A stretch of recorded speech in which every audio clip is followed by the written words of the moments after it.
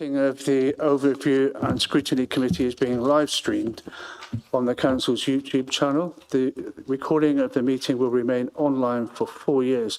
And if you are present in the chamber, you are consenting to appearing in the recording and broadcast, which may also be used for training purposes.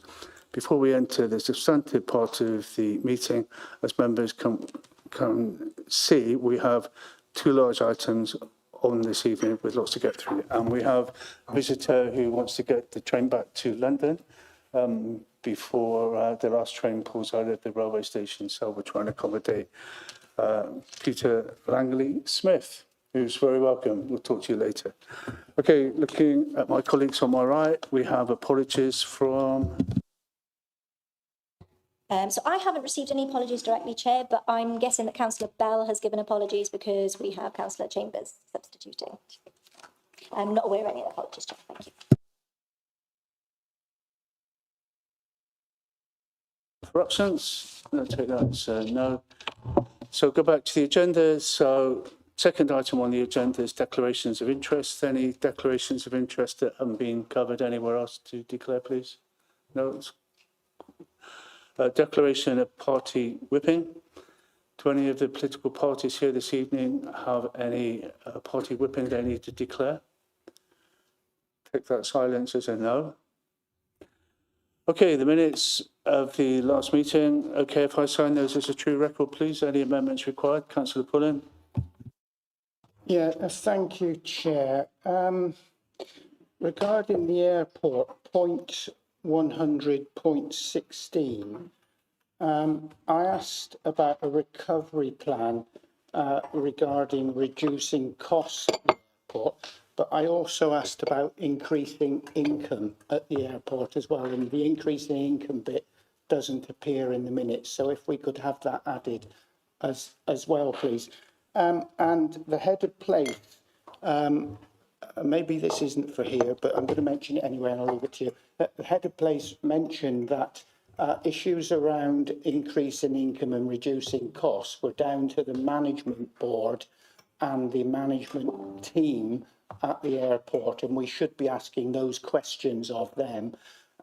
Maybe when we come to looking at the work programme, that we need to bring the management team from the airport to Overview and Scrutiny to ask those questions. Yeah. Sorry, you want to get in? I was going to come back on Councillor Pullen's point about the management team, but perhaps we can talk about that in the work programme, Chair. So that's banked. We'll talk about it later. But in terms of the airport managers coming to Overview Scrutiny, I think that's a fair comment and a fair idea. And I was talking, that was one of the reasons we were late starting. I was talking to Lauren about our work programme and the need to get updates from the airport, what's going on. So we had the fact there wasn't a sale. And so we just need, as an Overview Scrutiny Committee, my opinion, to keep an eye on what's going on, what the developments are, where we are. And if... Sure, absolutely. I'm sure we've captured that. Okay, no, thank you. So public question time. Don't see any members of the public here.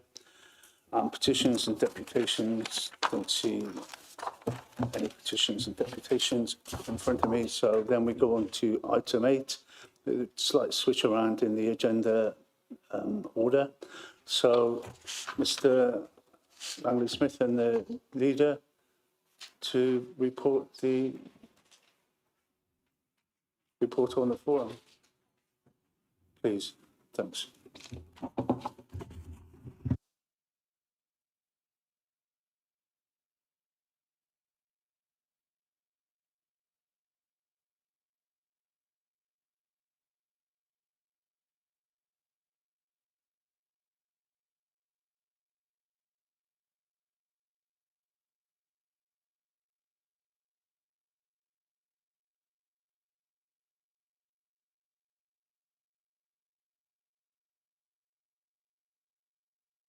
Good afternoon to Mr. Hearn. Thank you for the report, for getting out on time as well. That's really helpful. So, Leader, I don't know how you want to play this, whether you're going to introduce the report, the update, or leave it to your colleagues. The call's yours. Well, just to say that the report has been written by Andy Hearn, the head of place. I think this report was done specifically for overview and scrutiny to give you a briefing of all the project timelines and the decisions that were made at various times during the process. All I would just want to say that to thank the staff of Gloucester City Council and also the staff of Reef, and we've got Peter Langley Smith here, for the hard work they put in delivering this superb regeneration project in the King's Quarter. You've only got to go there now to see what a change we've got in that location, with a brand new 400 place car park with EV charging points right next to the bus station with the green wall. We've got high-tech offices now being occupied by 2 major businesses. We hope to secure further tenants over the next few months and periods of time. And of course, most recently, Hotel Indio opened, our first 4-star hotel in Gloucester. I gather it's doing really well. I went there to the Crimson Spire the other night for a drink, and it was packed out. And the manager said they were doing really well, and I think that is a really good legacy for all those people that were there at the beginning. I know Forum Project always had cross-party support. Everybody was involved in the sort of initial stages. I remember having meetings with Esther Croft over the design of the project. I'm sure others who are on the council can remember that as well. And it's a difficult project and a big project for a district council the size of the city, but we managed to do it. It possibly caused us a bit of problems in our finances because of the additional costs and interest rates and everything, and also just the time taken to complete the project and get everything occupied. We're not fully occupied at the moment, but we have got the car park operating, we have got the hotel operating, and we've got some very good tenants who are giving us feedback that they're doing really well and better than expected in that accommodation. And that will be the case when further tenants move into those high-tech offices. Something we've got that the town down the road, Cheltenham, hasn't got, and we should be proud of it. It's a really good development. But I'll leave the officers, Andy Hearn in particular, to give you the more details, and Peter Langley Smith to give you the more details of how they went through the project and managed it over the period of time. Well, obviously, Andy was here not at the beginning, so we had David Oakle and we also had Ian Edwards, who originally did the business plan right at the beginning. Before we take Mr. Hearn, any questions to the leader at this point? Oh, come back to you. Okay, Andy, thanks. Yeah, thank you. I just wanted to start just by, and I'm sure you all do, but I just wanted to start by explaining the context of Reef's role and why Pete is here tonight to support. So Reef were and are still the chosen development partner who worked with Gloucester City Council for the mixed-use development scheme at the Forum. They have been on the project since the start. They have carried out the development function role, which is effectively the client development lead across the entire project. And their contractual relationship with Kia was struck when the procurement was done for the main construction project. So Pete is here in his capacity as managing director for Reef, and I'll let Pete introduce himself briefly in a minute. It's also just worth noting that the Reef are also our retained asset managers for the next 12 months on the Forum development itself to support and continue support with the leasing activity on the office space. In terms of the report itself, I don't propose to go through the report. I managed to get it out in good time, so hopefully everyone's had a chance to read it. I'm sorry that it was quite lengthy and very detailed, but I wanted to make sure that you had some good material to read so that we could then take any questions, which is what we'll do tonight.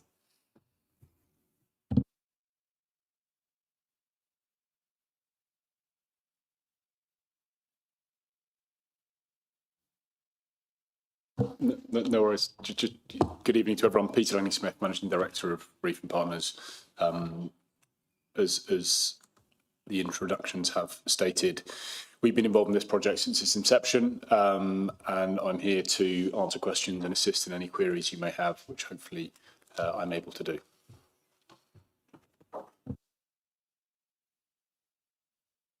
So before we take questions, John, it was remiss of me not to welcome you to this interesting committee. It's your first time here, so I look forward to your contributions. Thanks for joining us. Thanks. Okay, so opening it up to elected members for questions or comments, please, on the report. Councillor Alistair Chambers. Thank you, Chair. About 6 questions. With regards to the overall project value, 107 million's correct to the total value? Is that correct? So the total original cabinet approval for the development value was 107 million. There was then a subsequent cabinet approval that approved the transfer of £8.1 million from the Luff funding lottery from the fleece that went into the overall development budget as a contingency, because for those of you that will recall, the development appraisal was set with no contingency budget. So in totality, the entire development cost budget was 115.1 with the 8.1 on top. Thank you. I note the bill costs, but by the way, the report's really good. Thank you. And thanks for being so honest and open with all the data. The Kia bill cost was 74.5 million. Where's the other sort of 45 million come from? Yes, so there's a number of development associated costs, professional fees, some land acquisition, tenant incentives, rent-free costs, consultant costs, development management, advisors' fees. So a number of different items, but fundamentally sort of professional fees, associated costs with development, fit-out contributions, capital contributions to occupiers, those sorts of things.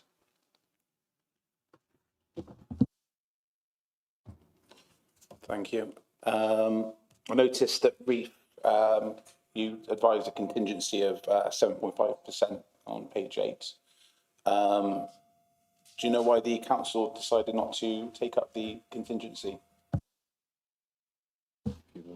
No, it was a recommendation that as developers we proposed at the point at which we had tendered the projects and were proposing to enter into the development funding agreement with the council, and it was excluded from the approved sums and therefore was sort of an immediate issue when there was expenditure, increased expenditure required.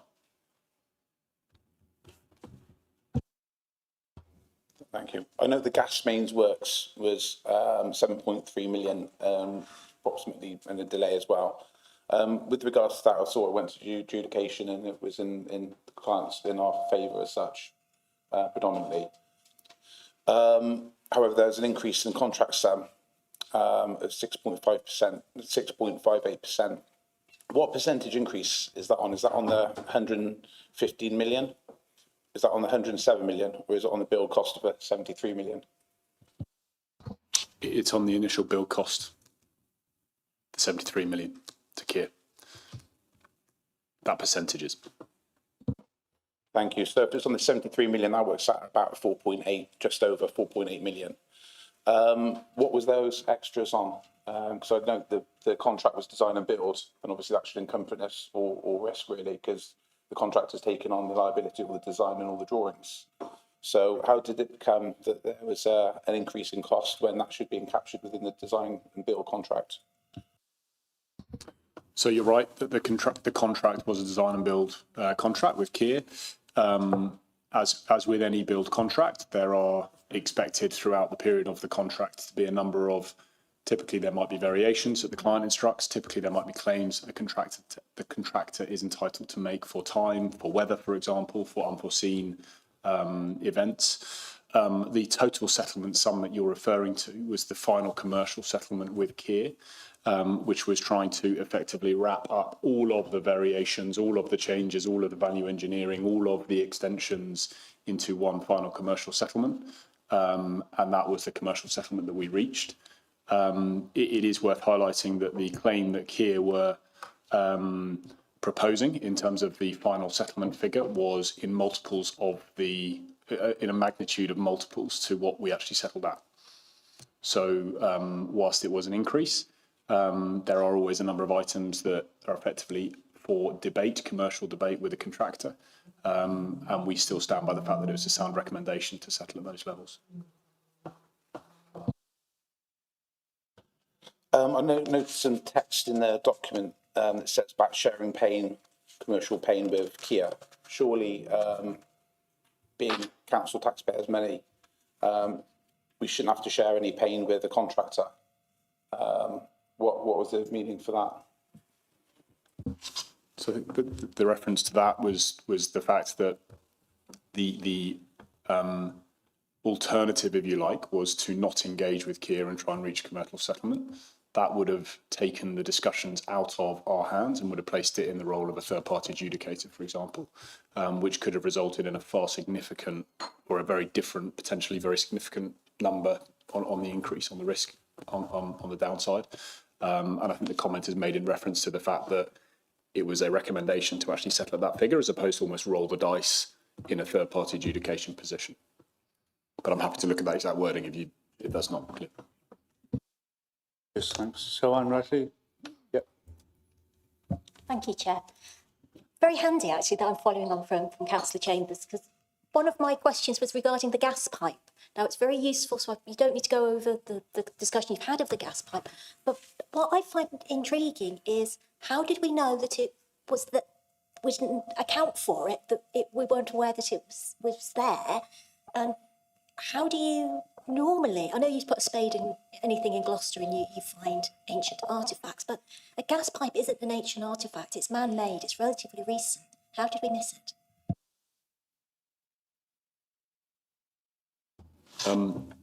So we didn't miss it.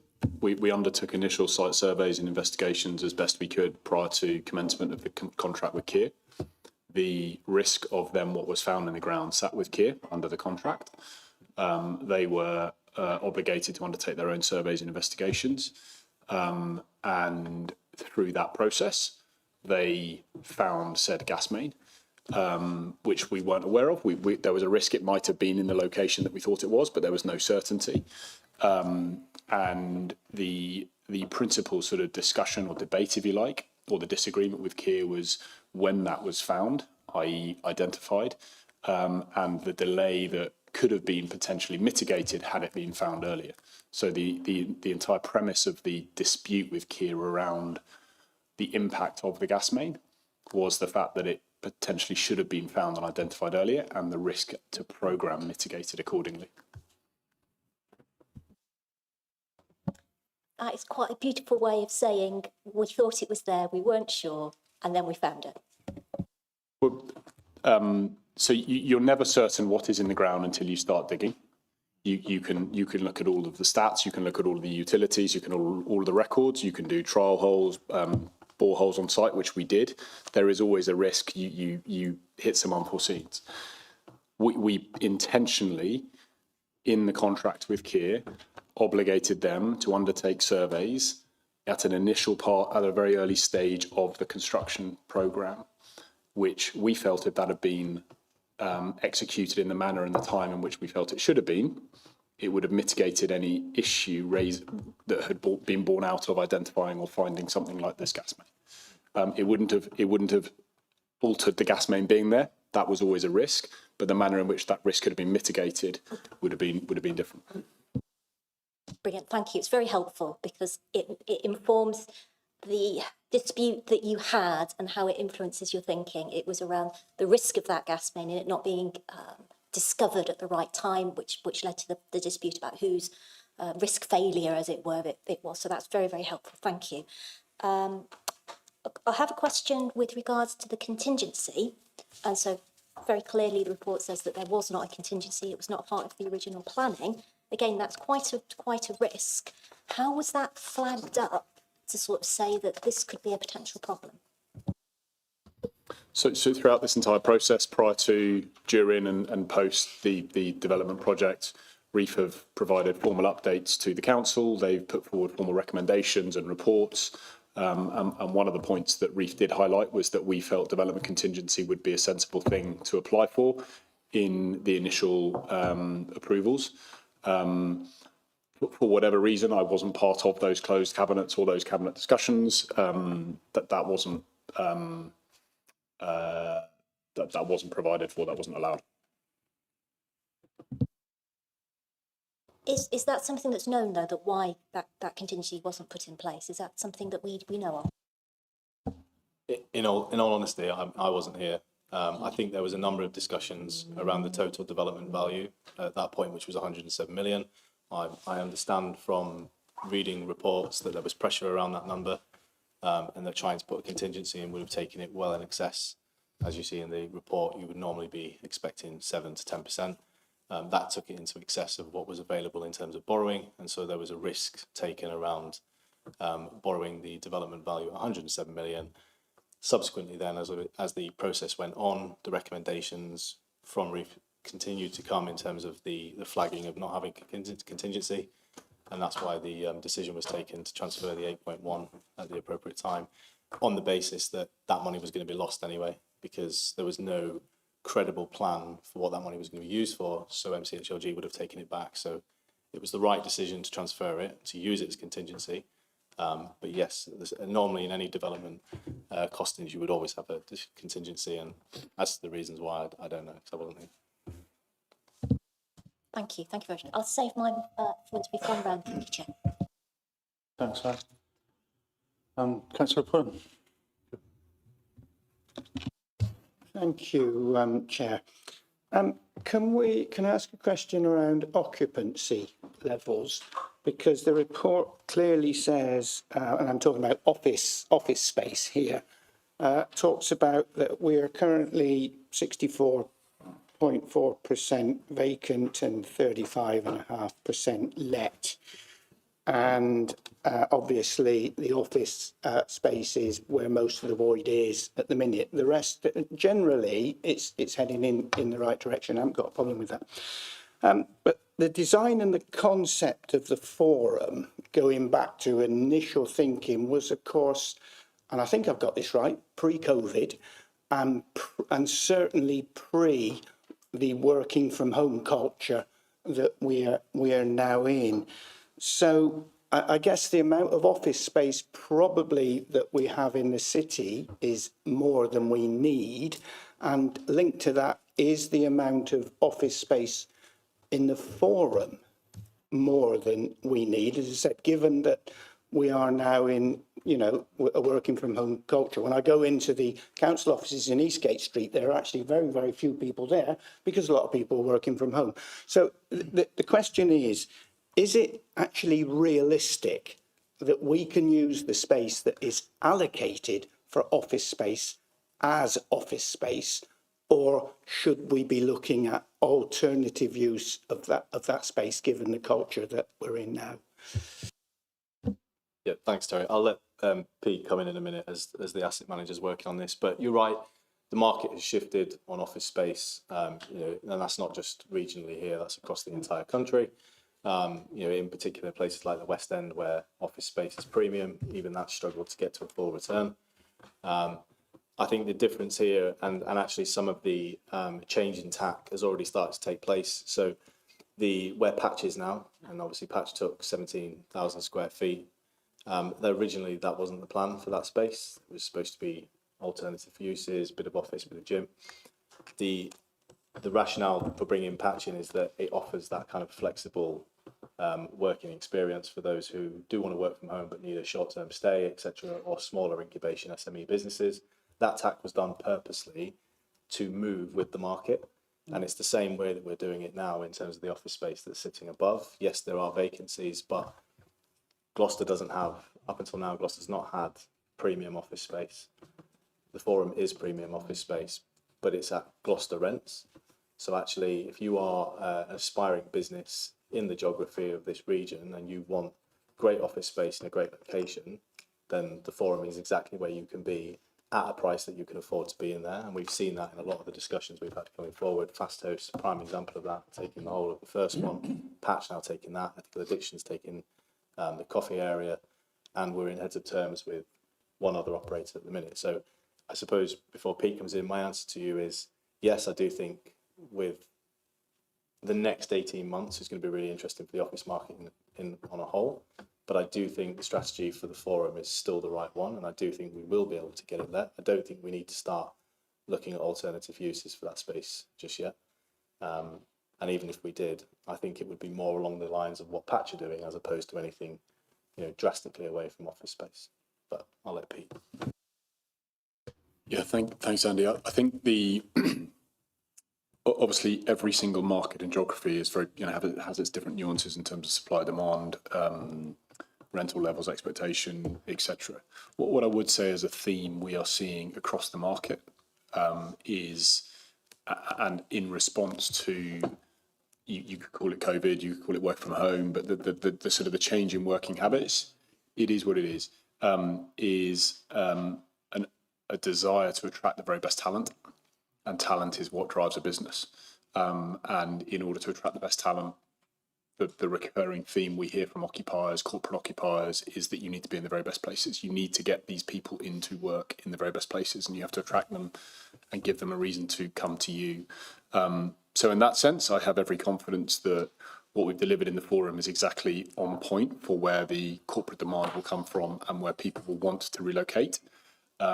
What we can't vouch for or what we can't control is the wider macroeconomics, whether people will even be able to make a decision about moving, upsizing, downsizing. Would they stay put for another year or two before making that decision? That is something that probably is a market issue as opposed to a Gloucester issue.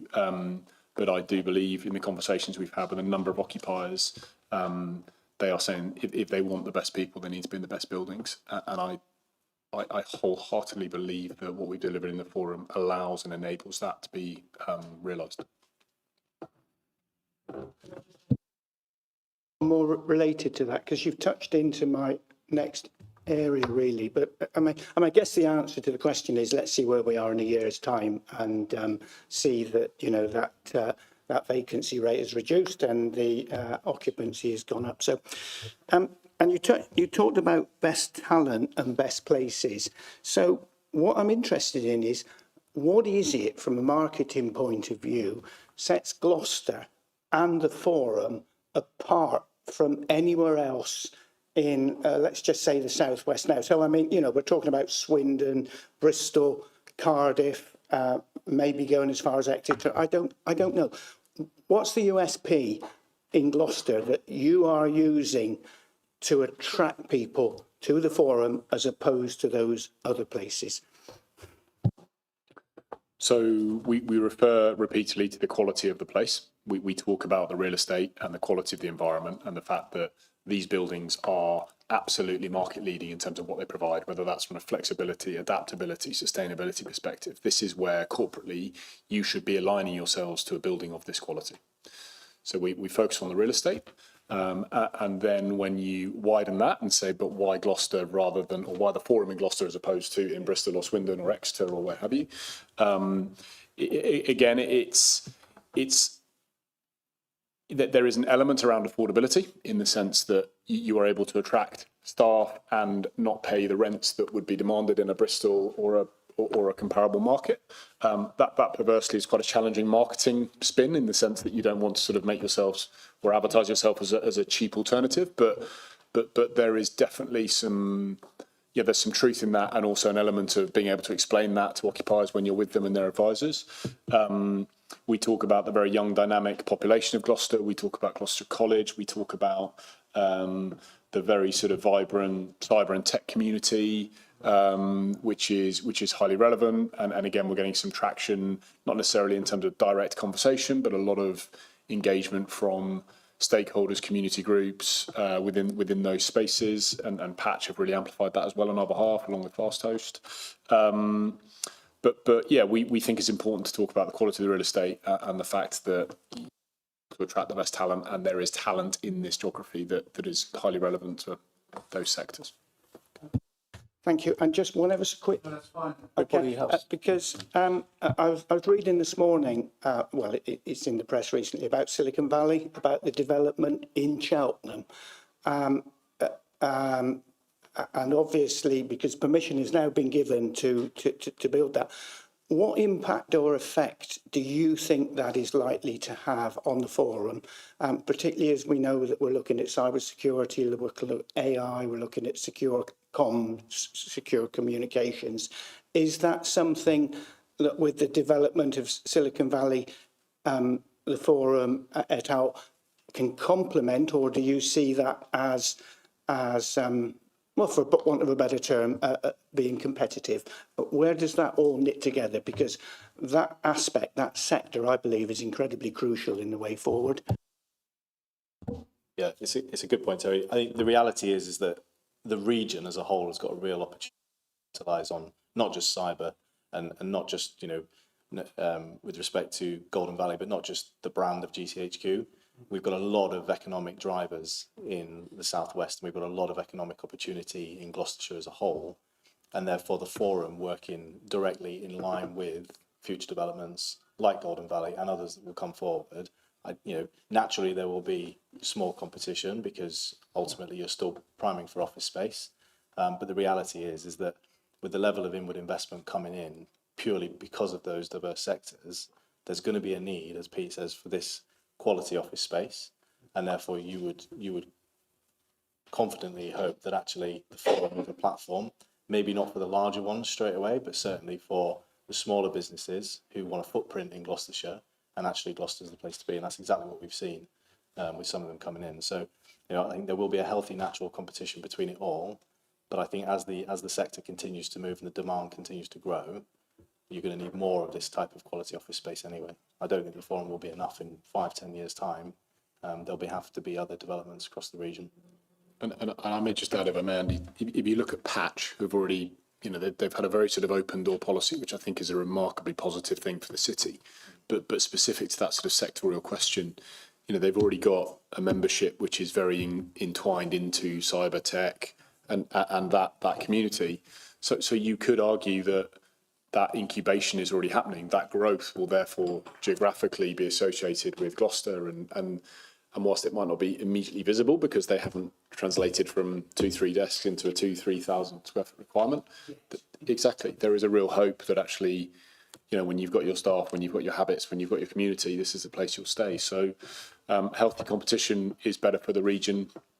And I am positive that there are already companies here that actually hopefully will be direct tenants of the councils in not too distant future. Thanks, Councillor. So, Councillor Owen. Thank you, Chair. Just looking back at the construction phase, do you know how health and safety compared during the construction of the forum to similar projects in the UK? Specifically in terms of benchmarking against the UK, I wouldn't be able to answer that here and now. We can share health and safety reports that we got from Keir on a monthly basis. There was always a health and safety update at every monthly progress meeting. We had an independent health and safety assessor who would attend progress meetings and site independently. Red flags and issues were raised, but specifically in terms of how that would compare to the benchmark of the UK, I don't have that data now, but I'm happy to share it and dig it out afterwards. Ask for it.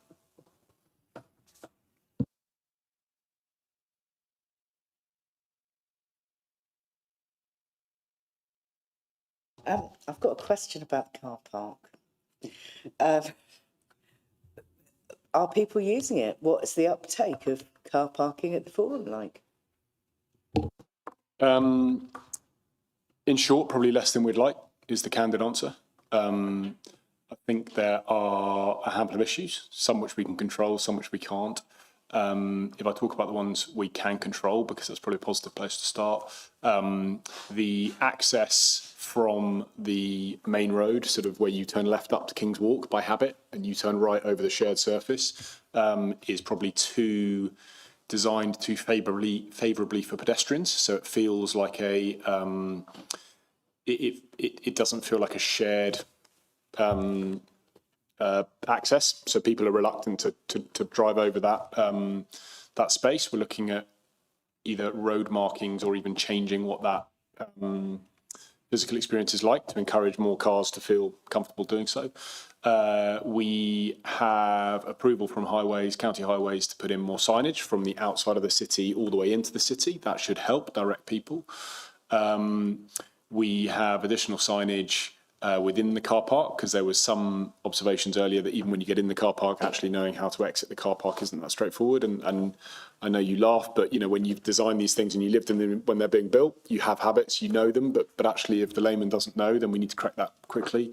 So we are trying to respond to those sort of comments and react as quickly as we can. I mentioned the word habit. I do think there is just an element of once people use it once or twice, they realise it's clean, it's lit, it's safe, it's open, it's accessible. That will naturally sort of, the process of osmosis will mean that more people use it. But no, I think it is a fair observation, and I personally and we are quite surprised that the uptake hasn't been as significant as we would have hoped. Just following up on that, what income were you expecting from the car park, and what are you actually achieving?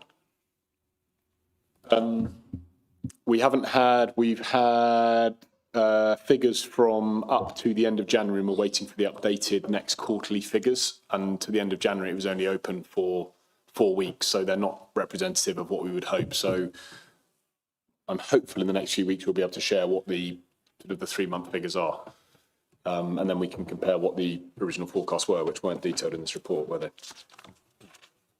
they're identified in the Jones-Lang-LaSalle report. How can we see what those are at some point, please? Yeah, so happy to take a view on in a few months' time when the income's coming in. Any income information would be commercially sensitive anyway, so I'd have to treat it as exempt. So I'd be happy to do that. So obviously we can see the progress, and as we've already said, it's slower than we thought. It's worth mentioning as well that we've got to remember that there is a management agreement contract in place with Q Park, so they manage it on our behalf and they take a fee, obviously, for doing that. So we just need to make sure that contractually we're not sharing anything that would then potentially put us in an issue legally. So let me do the groundwork on that and come back through Lauren. That's helpful. So it was my suggestion that we had a tour of the forum, which Mr. Hearn kindly fixed up for us. We've spoken about it here in the committee for a long time. And that was one of the things that I remembered, which wasn't necessarily working very well. And it goes contrary to, the normal traffic flow where you cut round to the back of the bus station. And then there's an entrance for motorists to drive into, which just seemed to be a very busy pedestrian area. And I was pretty uneasy and uncomfortable driving in with pedestrians coming all over the place. So it'd be interesting to see what amendments you're hoping to come up with. And it would be interesting to see exactly what the income you were deriving from that car park, which when I went in there, I think I was about the second or third car in any of those different floors that we had to go through to find where we were supposed to be. Very, very low percentage. So sounds like you've got a bit of a problem there, which will affect your income as well as people's safety. Yeah, all fair observations, which we're trying to respond to in terms of the signage and the detailing of how you access the car park, the shared surfaces. I would just say, and it's not an excuse, but the design is reached in consultation with highways in terms of county council. We had to consult with a number of different stakeholders, the bus groups, the taxi groups. These are quite busy spaces, so they are trying to work quite hard for lots of different groups of users. That's not to say it can't be resolved if it's not working for the cars, but these are not sort of only trying to do one thing. They're very busy spaces, so we're listening, we're learning, and we're trying to react and acknowledge all your observations. Okay, that's helpful. Thanks. Councillor Steph Chambers, thanks. Thank you, Chair. I'll go on to a follow-on to that one, and then I've just got one other question after that. So it was really good to hear that you've not identified that there's low usage of the car park, but acted very quickly to look at mitigation and how to make improvements. Those actions, as you mentioned, it's quite a busy shared area with buses. Has any actions taken place so far, or conversations with any of the stakeholders like the County Council and Highways? Because obviously we do know that takes an awful lot of time, because we want speed with this, don't we, to mitigate this? So, and are they going to be amenable if they have taken place? In short, yes. And things like signage and whether we are putting lines on the shared surfaces or dropping the curb size has all been engaged and consulted with the highways. So there is an acknowledgement that something needs to be done to try and enhance user experience from the car, but not to compromise pedestrians and buses and taxis. So yes, fully engaged and not in any way felt to be something that should slow us down in trying to remedy what we're seeing as things that could help occupancy. That's really good to hear. Right, thank you. My next question is on a different subject. But as you mentioned, and I think Andy did as well, with the vision of the forum is a high quality leading place within this city to start to draw more, not just fulfill our space, but draw more, what's the word, vision and things into the city. Now, from what I've understood, Reef are undertaking the marketing and getting people in to take over the office space or other ideas. We've had some really significant issues in the past, and obviously you will be aware that we're facing a really significant financial crisis here at the moment. One of the things that has been attributed to, that's added to the financial crisis, is some of the lease agreements that this council's been tied into for long periods, which, to my knowledge, had no member oversight. So my sort of question is, what parameters or restrictions do you have in fixing leases, negotiating leases, and particularly the terms of those leases, before you then have to speak to Andy, or then Andy has to speak to Jeremy, and then Jeremy brings it to a fuller council membership? Yeah, I mean, well, I'm happy to answer that, or Pete can answer that himself. So in terms of the leasing process, obviously, for clarity as well, Reef's asset management remit is only on the office, the forum office space. So just it's not on the shopping centres, etc. They have a full remit to be able to go and market, engage, and discuss with occupiers, bring the occupiers to the table. As soon as we start getting into heads of terms, those heads of terms are then mutually agreed. So the process would be that Reef would put the provisional heads of terms out.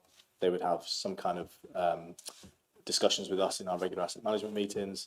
Those heads of terms then obviously would go through a period of being agreed, and when the final decision is there, the final decision is actually agreed up through to the cabinet member, and we do that through our investment and asset management boards. We do have the ability to sign off leases that are under a certain threshold without having that, and obviously that sits with me and comes through me as the senior person across that account. But in terms of what Reef's responsibility and role is ultimately from heads of terms onwards, it comes through me and it comes through the team. And maybe worth adding as well that obviously there was a business plan that was put together at the point at which commitment was made from the council in 2020, 2021, which identified and targeted certain commercial returns. And they're effectively the starting point from which we're trying to achieve now commercially those returns in the market. So we have sort of parameters from which we're able to go and have conversations. We can't have conversations which are at inferior levels because that would be completely below the target return profile. So we will just dismiss them and say that's not acceptable and only bring forward what is in line or better, hopefully, than the business plan. That's great, thank you. So I think, is it about 250,000 leases have to go up to member from the Constitution? So anything other than that will go to cabinet member. And then is that a published decision or is it informal? No, it's not 250,000. The threshold is higher than that, and I'm actually going to have to go and check what my delegated authority threshold is. In fact, I can see Jane sat behind you, who probably knows the answer to that question because she's my font of knowledge.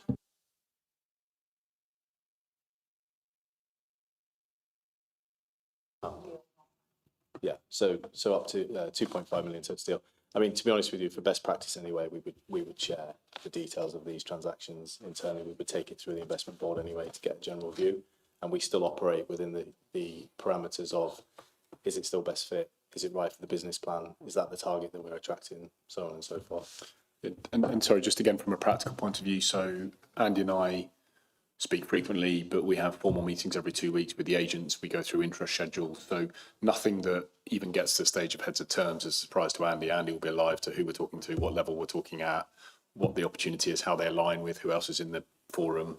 So that there's a very sort of natural level of conversation before we even get to that stage of commercial discussion.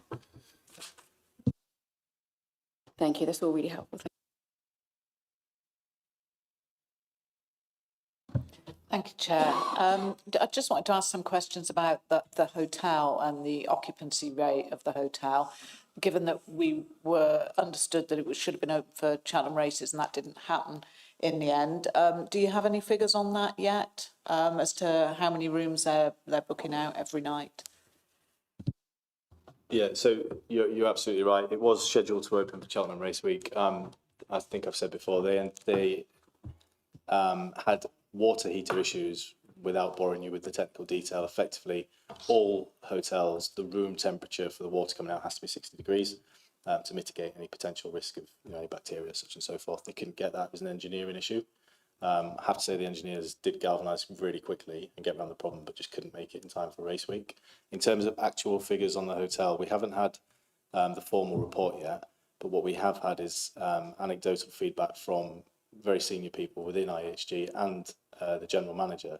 And I know, for instance, the week before last, they had 2 days where they were fully booked for the first time. The feedback I've had has been tremendous. They've had, the European director has said that this is one of the best openings that they've had.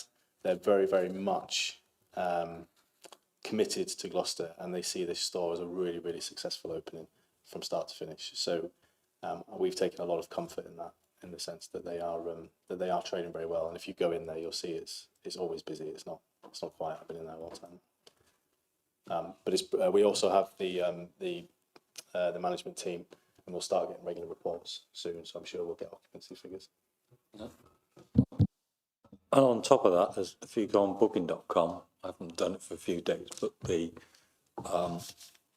sort of people's recommendations are pretty good and pretty strong. So the people that are staying there are giving good reports on their stay. So I think that helps as well. If you're constantly getting good marks from people that stay there, then that'll encourage others to stay in that hotel when they're looking for somewhere to stay in Gloucester. Of course, it has the one big advantage over any other hotel. It's right next to the railway station. Yeah, that was actually one of the reasons why I asked the question, because I don't know whether it's just the algorithms on my social media, but I keep seeing reviews for people who've stayed there or whatever, and some of them just seem a little bit off to me somehow, seem a bit too good to be true. So I don't know, maybe I'm just an old cynic. I've seen some which aren't too good to be true, but it's early days. Give it a few more months of people staying there, then you really do get a good impression. But the reviews have been pretty good so far, and some of them had the positive and the negative comments on there. So. Following on from that, do the hotels share their occupancy figures with you and their forecasts and their predictions? So, for example, it's May the 1st, sometime this week. What are their predictions for occupancy in the month of May and June as well? Important summer months. So I think, yes, in short, there's complete transparency. It's a management agreement. So every taking, every cost, every overhead is fully transparent back to the management company.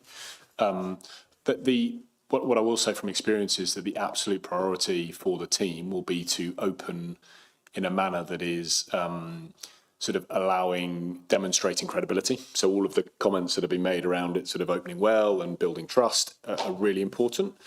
That will come prior to anything. The next stage is to try and drive up occupancy, to actually not overcharge for rooms, but actually just make sure that you can get it up to sort of the 80-90% that you want it to be traded.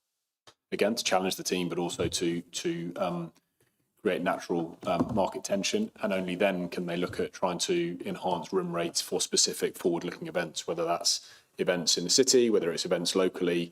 it would be remiss of them to already sort of look ahead at those events and try and overcharge before they can prove that they can get to the occupancy and that they can operate soundly under sort of strain, I guess, for want of a better word.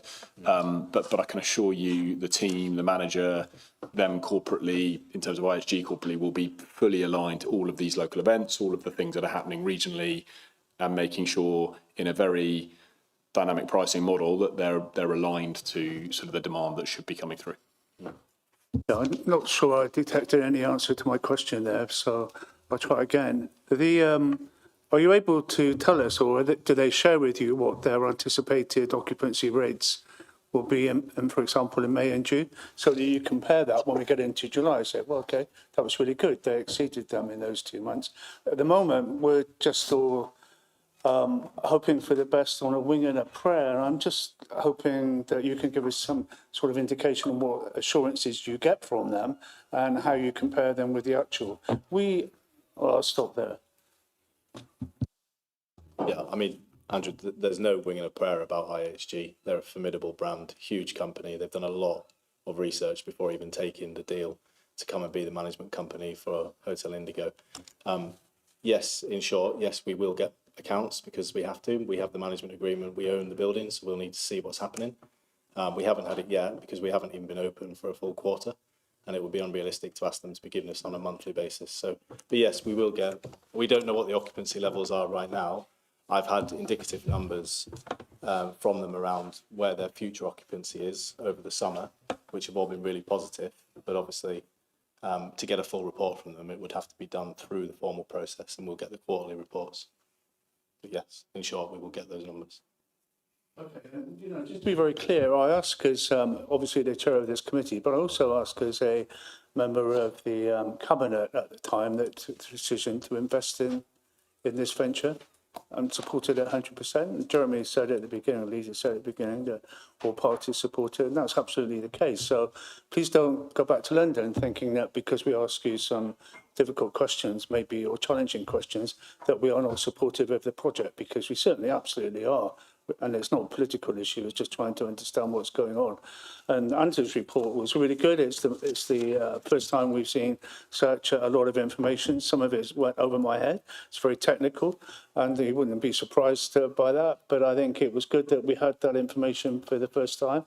And as I say, please don't run away with that. Go back and say, well, when you talk to your board, I spoke to those councillors. Well, grumpy lot, they're just questioning all the time. We are very, very much in favour of what's being achieved here, and I'm sure you will find we will continue to scrutinise. So what says on the tin, we're a scrutiny committee. Thanks. Sorry to go on a bit. I feel passionately about it. Okay, so looking at my list, we've got John. Okay, John, you're next. Yeah, I'm touching on what Councillor James and Councillor Gravel said. Two things. First thing is about race week. Did we lose as a council any money on the bookings that people had obviously made for that particular race week? Not just monetary loss, but also reputational going forward to next year's race week. I mean, do we have people booking for next year's race week because they might be put off that they weren't able to pay and stay this particular race week? No, there wasn't any loss to any bookings, and that was IHG needed sort of a 2 to 3 week lead in of trading since they could be fully open for race week, and they didn't want to have the risk of bookings that would then need to be rehoused at a massive cost. So no one booked and had to be cancelled. Do I have visibility on bookings for next year's race week? No, but we can ask for that as per some of the conversations earlier around IHG and the provision of what they're able to show us.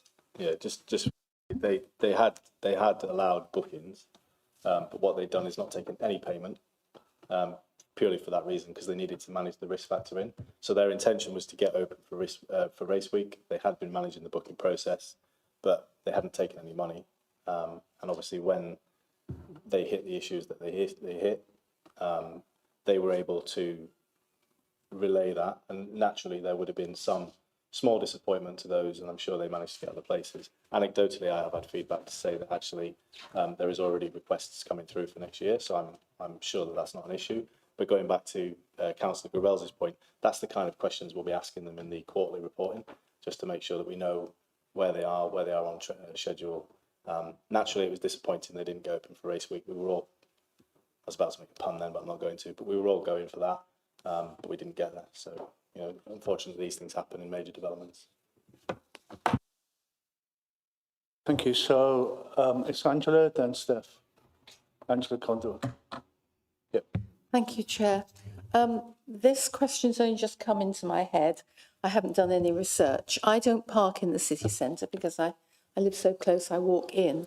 But I have a young friend who's a wheelchair user, and she's certainly had trouble getting her wheelchair to the pay machine in one of the existing city car parks. And I'm wondering what the arrangements are in your car park. I don't know how one pays anyway, but are the pay machines accessible if somebody needs to get to actually push the buttons? Can you do that from a wheelchair? Without question, yeah, all our car parks, the entire scheme is designed to be 100% accessible, DDA compliant. So I can assure you, without being able to provide you the exact information here, that there will be no issues there.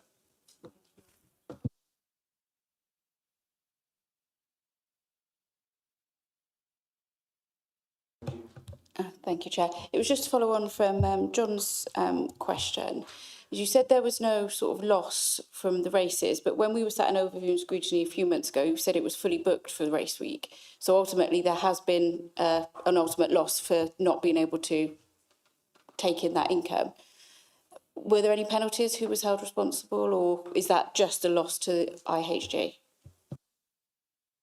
Yeah, as I say, they had been anticipating, their date of opening had been fluctuating. And then originally their date for opening was actually later in April. They then went really hard with the construction company and with the fit out company to try and bring that date back. So their original anticipation was not to be open for race week, which is why we'd never forecasted that in. So there's no physical monetary loss because we never forecasted in to be in there in the first place. When they thought that it might be achievable, they went straight back to, okay, maybe we can do this. So they started taking bookings, and I know from speaking to them that they were quite successful, but they weren't taking any money for it because of the risk factor. And then obviously when they were hit with the water issue, they had to then extend it out again. So in short, there is no monetary loss because it was never predicated for being open in the first place. And therefore no penalties needed anyway, because the IHG hotel is owned by us. IHG are just a management company, so if there was a loss, it would have been assumed back into our overall P&L appraisal. Okay. Thank you. And do we know if it was sort of individual rentals? So is there a lot of sort of unhappy customers, or was it one big corporate customer taking for the bookings? Or I don't know. I'd have to ask the general manager for some details. But as I say, I think they've kind of moved past that, and they're just now focusing on the fact that they've opened successfully, and they're from what we're being told, they're successfully taking a lot of bookings. Thank you. So back to Owen. Thank you, Chair. I was wondering about the management company. Are there any councillors on that management board, and what is the current structure of that management board? The management board for the hotel, or just for the hotel? No, not to my knowledge. There's no councillors on the management board at the minute. And I'm looking at Jane here because she helped set it up, put the articles in place, but no. So at the minute, you've got 2 directors on there. The decision to create the management board and elect the people who sit on that board was all done during the construction process, so a number of years ago. It was done at the time, I think it's Ruth and John who sit on that. And that was done because at the time it was deemed that my predecessor and the role of the Section 151 would have been too involved in the overall process and project to be able to comfortably sit on that board and not have a conflict. But we are now doing a full review of all of our management companies. I know there's some people in this room that sit on other ones. And between Jane and I, we're doing a full review of the Mancos, who sits on them and what their role and responsibilities are. Does that answer your question?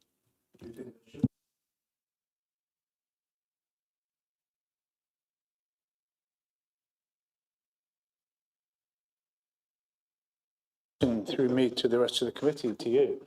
Do you think there should be a member it's something we've never thought of, and it can't be too late to change that, can it? Sorry, Andrew, it's not too late to change that, and I think I probably said, I can't remember if it was in this forum or in the full council forum, to say that we would be looking at the Mancos and looking at who sits on. We're reviewing all of the ones we've got, and to try and have some consistency possibility.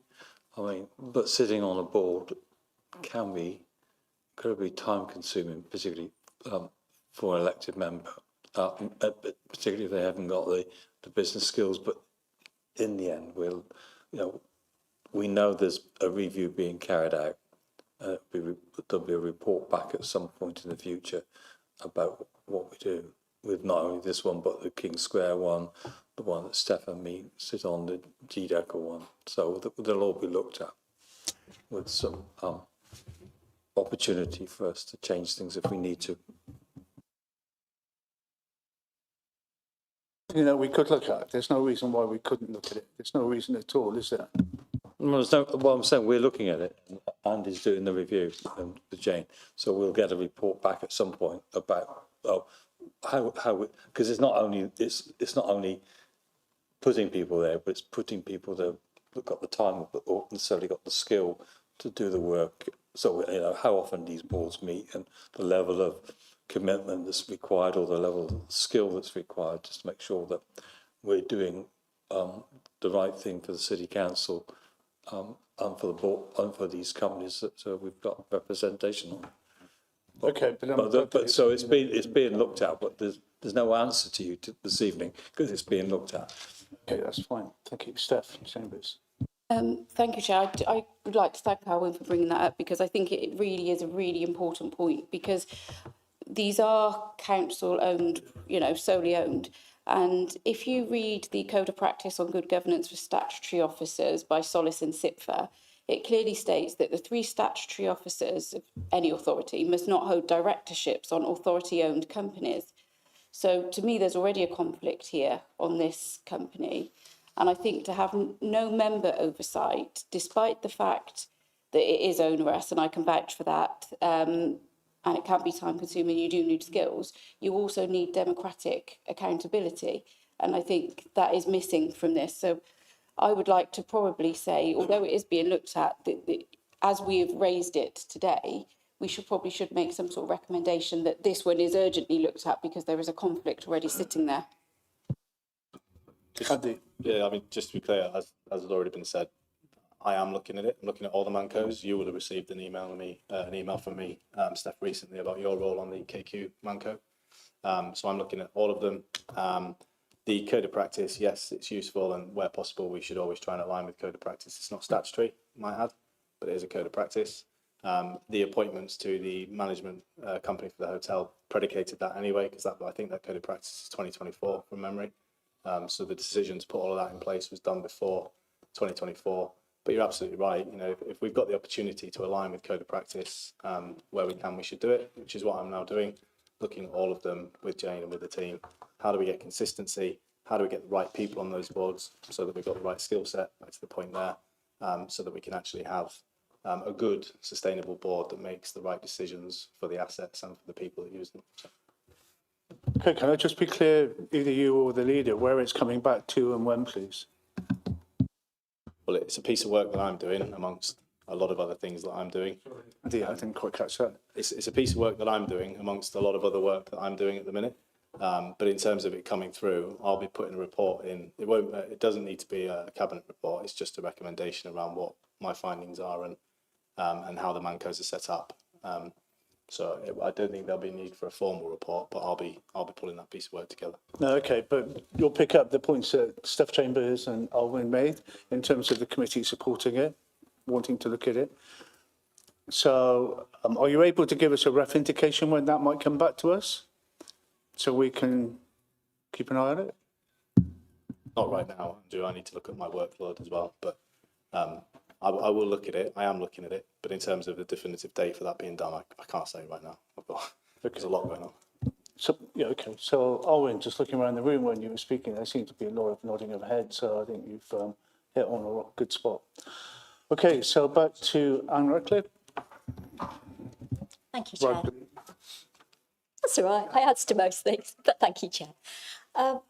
My question relates to the sustainability. And so it's really good to read in the report that there was a reduction of surfaces, try to reduce the involvement of stuff coming in. As we voted for the climate emergency to say that we're declaring one, it's good to see we're actually taking action on that. It would be interesting to know why you went for photovoltaics and not other systems to kind of reduce the building's energy needs. Simpson. Yeah, there's a huge amount of, I think it's fair to say at the beginning of a design process, everything is on the table. You know, you'll have all the engineers saying we should be exploring all of these options.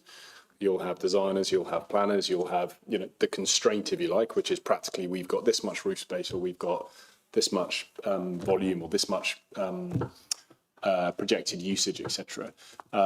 So what we have come up with is effectively what we see as a balanced optimal solution, which says we're trying to do as much as we can to reduce carbon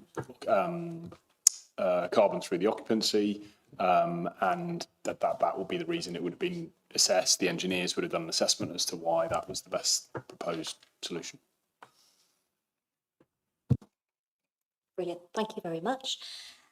And we've mentioned the car park, so my brain has gone to another issue. Will the car park be able to have vehicles that have top boxes, which have wheelchairs on the top? Because there have been problems with car parks that are too low for those vehicles to get in. Do you feel that would be okay? The truth is, I don't know the specific answer to that question, but I'm very happy to come back to you. Thank you. That's much appreciated. Okay, thank you. So finally, I think it's finally, Councillor Alistair Chambers. Thank you, Chair. Okay. Yeah, with regards to the water storage, yeah, it's probably 60 for storage and I think 50 for distribution within 1 minute from the storage bit. So it's not scalding. I think that's correct. And that's to prevent, like you said, bacteria such as Legionellas. Yeah. I appreciate it's not yourself and you don't answer any questions to any of you. But I did ask a question in council. I'm asking if it's anything to do with bacteria Legionellas, which it has some relevance, and I was told it had nothing to do with that. So it sort of gives the integrity of the council. I lose trust in the council. I appreciate that's not anything to do with the three of you. I was in council. And then I remember in full council with the previous administration, I asked about if there's any delays of the project, which I was told there wasn't. I asked if there's any utilities that have been found, because I heard from an operative on kit that there had been, and I was told there wasn't.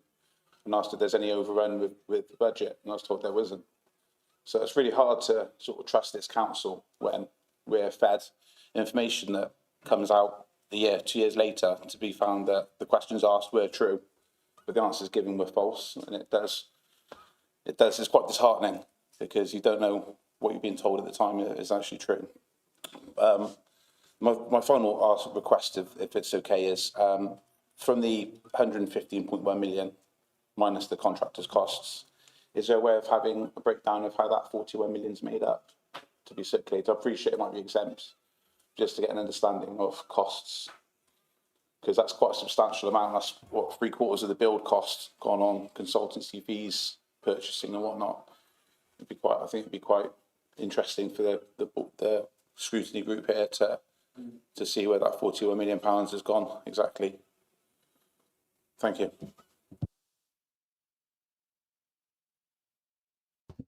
Yeah, I mean, I can have a look at that, Alistair. I'll see where we can get to. I mean, a lot. You mentioned there it's a significant sum. Trying to get to the bottom of where all of that, you know, having literally POs for every. I mean, we have a full system of POs and a full outrun account. So I'll have to look at that with Philip and see what we're going to come back with. Yeah, problem.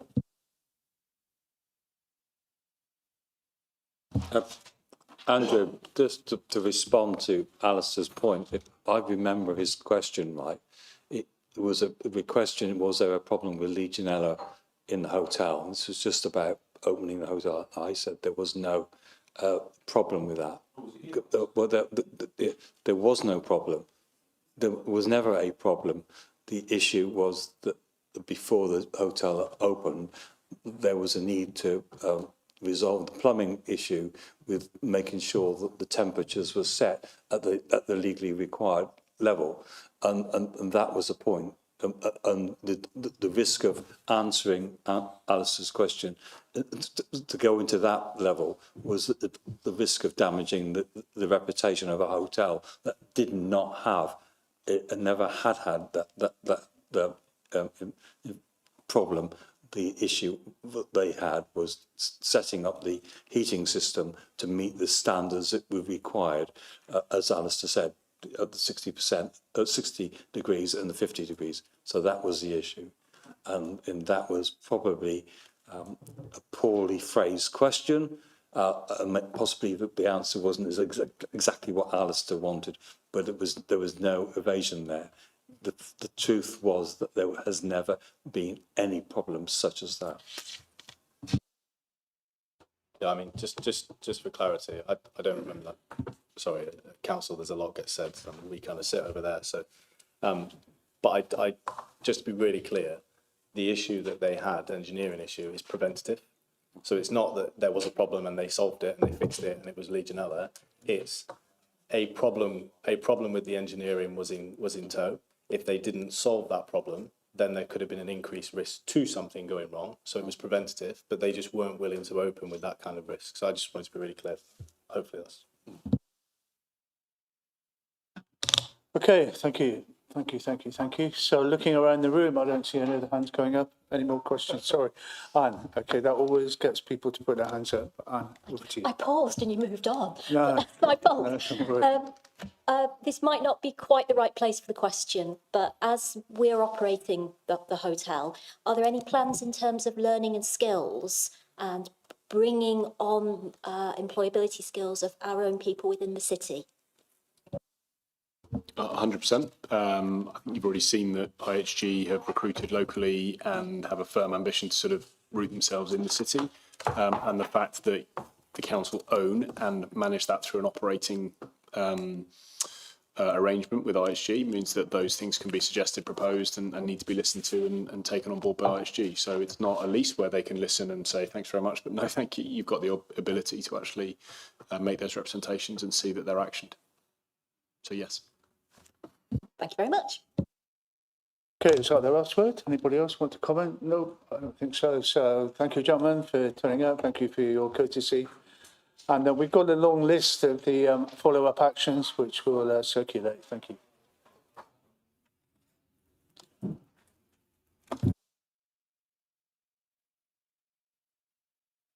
So Declan, your moment has arrived. If you'd like to take your chair. Thank you.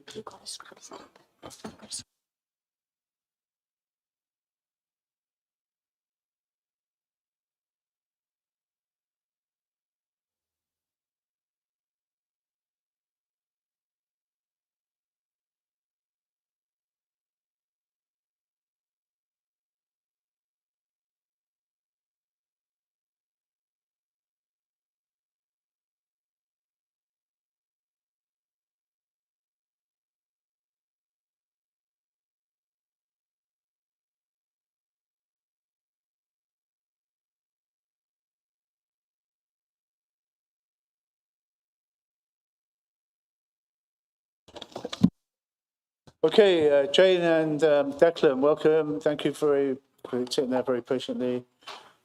Should we just take the report as read? Very, very long report. In our pre-meeting, it's obvious that everybody has read it all very thoroughly. So Declan and Jane, afford you the courtesy of introducing it with a few comments that you really wanted to hammer home. Is that okay? Thank you. Just a few bullet points that you really want us to register, and then we'll take the report as read and open it up to questions. Thank you. Okay. Thank you, Chair, and thank you, everybody. Really, this report, it's a new, springing for a new draft asset and property management strategy for the next 5 years. Some people here will probably know that the last one, I think, ran to 2021. So it's an important reset, particularly given the Council's new corporate plan, our financial recovery plan, and the wider context of local government reorganisation. Central point is we need to stop looking at asset management as if it's just about maintaining buildings.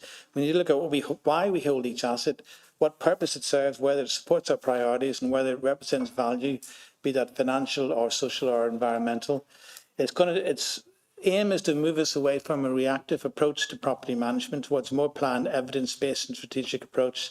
That means looking across the whole portfolio rather than making decisions asset by asset in isolation. It also means ensuring that the council only holds assets that are fit for purpose and support a clear objective. When you read the report, you will see several key themes. Firstly, supporting the council's financial strategy by setting up a process to review assets for retention, repurposing, leasehold transfer or disposal where appropriate. Secondly, it strengthens governance, compliance and performance monitoring, including better data, clearer policies and improved reporting. And thirdly, it aligns the portfolio with our net zero ambitions through greener leases, carbon reporting and energy improvements where possible.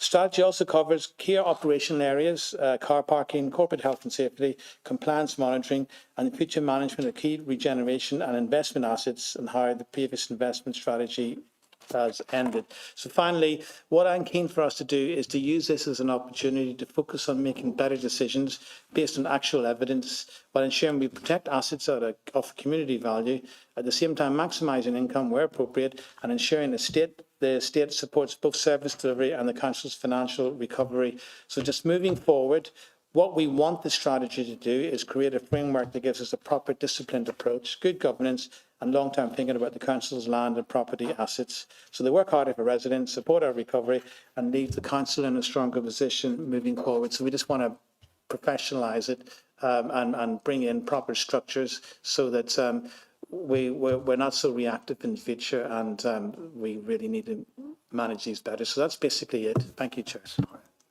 That's really fine, thank you. Excuse me. So open it up to members' questions and comments, please. Questions and comments. Tree, that's you. Yeah. Thank you. Hi. My question is, I was quite surprised to see that this new strategy is to run for 5 years when there's only 2 years left of the council. Now,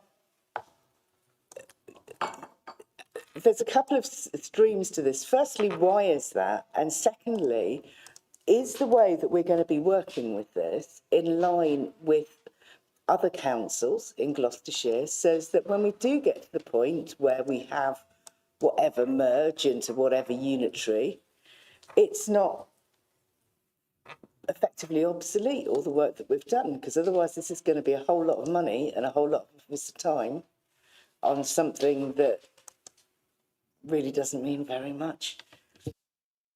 My answer to that is not necessarily, no, because this is what we should be doing anyway. I want us to be in a position that, the assumption is that this council will cease in 2028. I want to be able to, ultimately, all of these assets, all of these properties are still taxpayer-owned properties. We want to, we have to make sure that we have our information systems and data systems and up and running so we can, one of the biggest things when organizations merge is migration of data from one system to another system. So ultimately there will be some new system and whenever authority that we do. If our data and our information is not in a good condition, we're going to be handing over a mess, and ultimately I don't want that to happen. So we have to start getting this ready now. And there's also, there are issues in this policy to do with health and safety.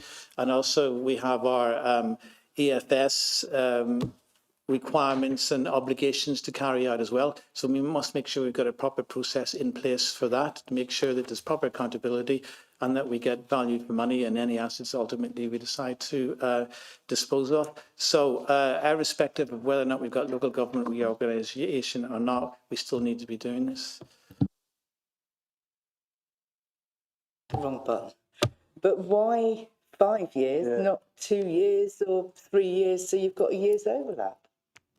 Because, well, the principles we have here, we would expect the unitary authority to take up and continue with.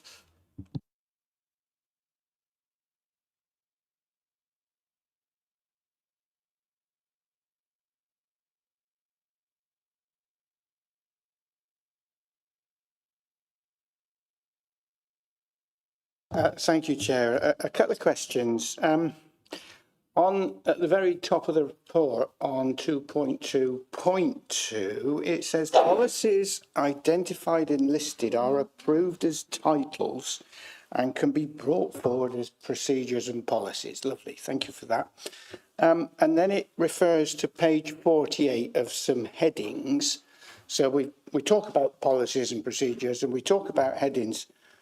What I don't see are any performance indicators, because this is, I haven't got a problem with this strategy. It's a very good strategy, but there's a danger with all of these sorts of things that you put them on the shelf. And what we need to know is what is it this strategy wants to set out, and where are the performance indicators to say we have done this. Oh, they're in here somewhere, just can't remember where.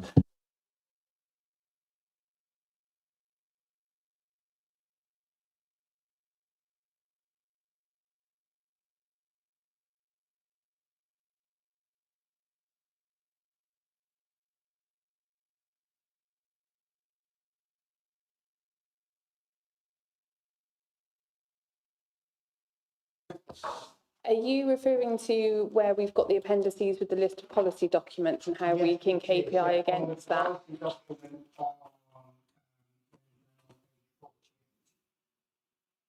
It says lots of we will. It doesn't say what we will do and we will. You know, what the outcomes are of those we wills. So the point is, you have the best practice in the world, but we need performance indicators to say we will do this by here are the numbers, here are the statistics. Yeah, so those KPIs can be measured through all the business plans that we would do and the business cases for each individual transaction. In terms of the commercial leasing policy, for example, it sets out clear targets, so we can benchmark that against that, and then it's reported into either the investment board or the property management board, depending on whether it's an operational matter or an asset management matter.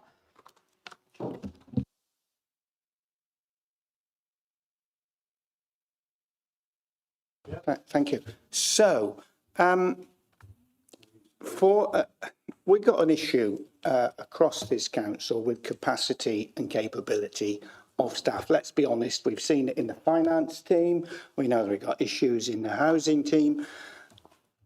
As I said, this is a good strategy, but it's only as good as the staff capacity and capability to carry it out.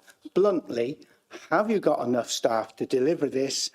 And are they the right sort of staff with the right skill set?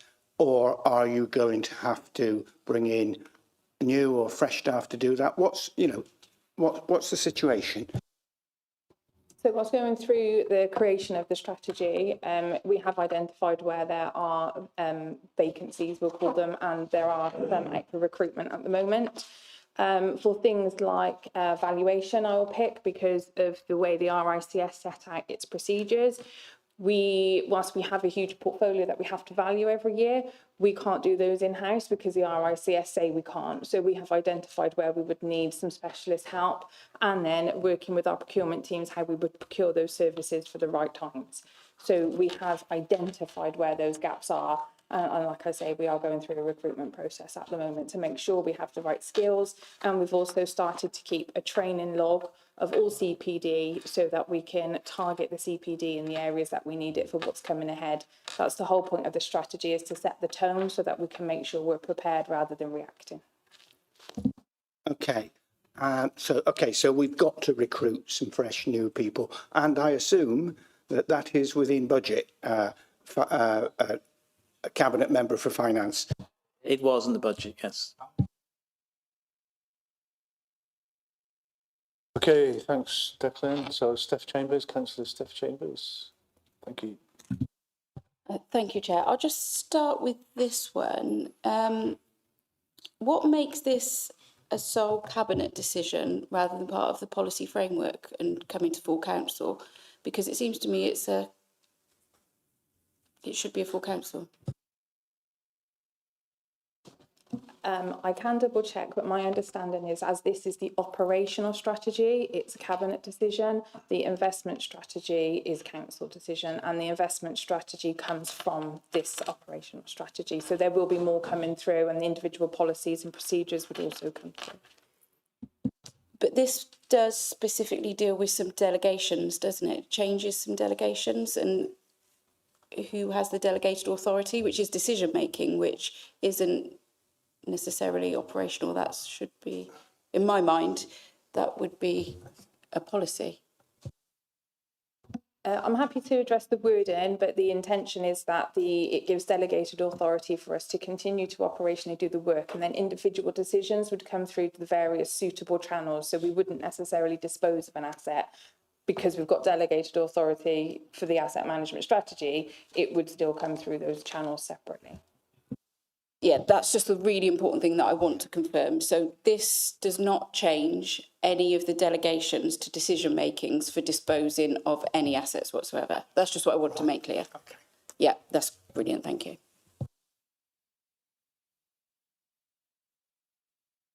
So Owen. Thank you, Chair. As part of our vision, we state we believe in our city, its heritage, its culture.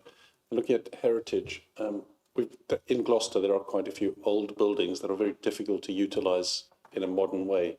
That you can't get wheelchair access, for example, in some buildings.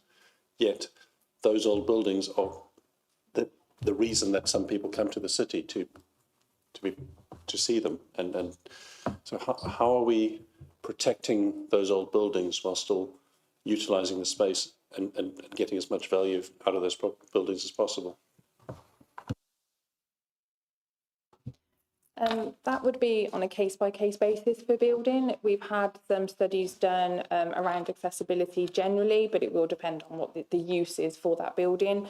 Whilst going through this, that has been one of the things that we've identified in terms of how we would put capital projects together and apply for funding. So that is one of the positions out for recruitment, because we need that external funding. We need to be able to put those bids together so that we can get those work processes in place. So it is something we're very keen to ensure that we protect those assets. But I can't give you a straight answer because it depends on the asset and what we want to use it for. But we are bearing that in mind on all of them.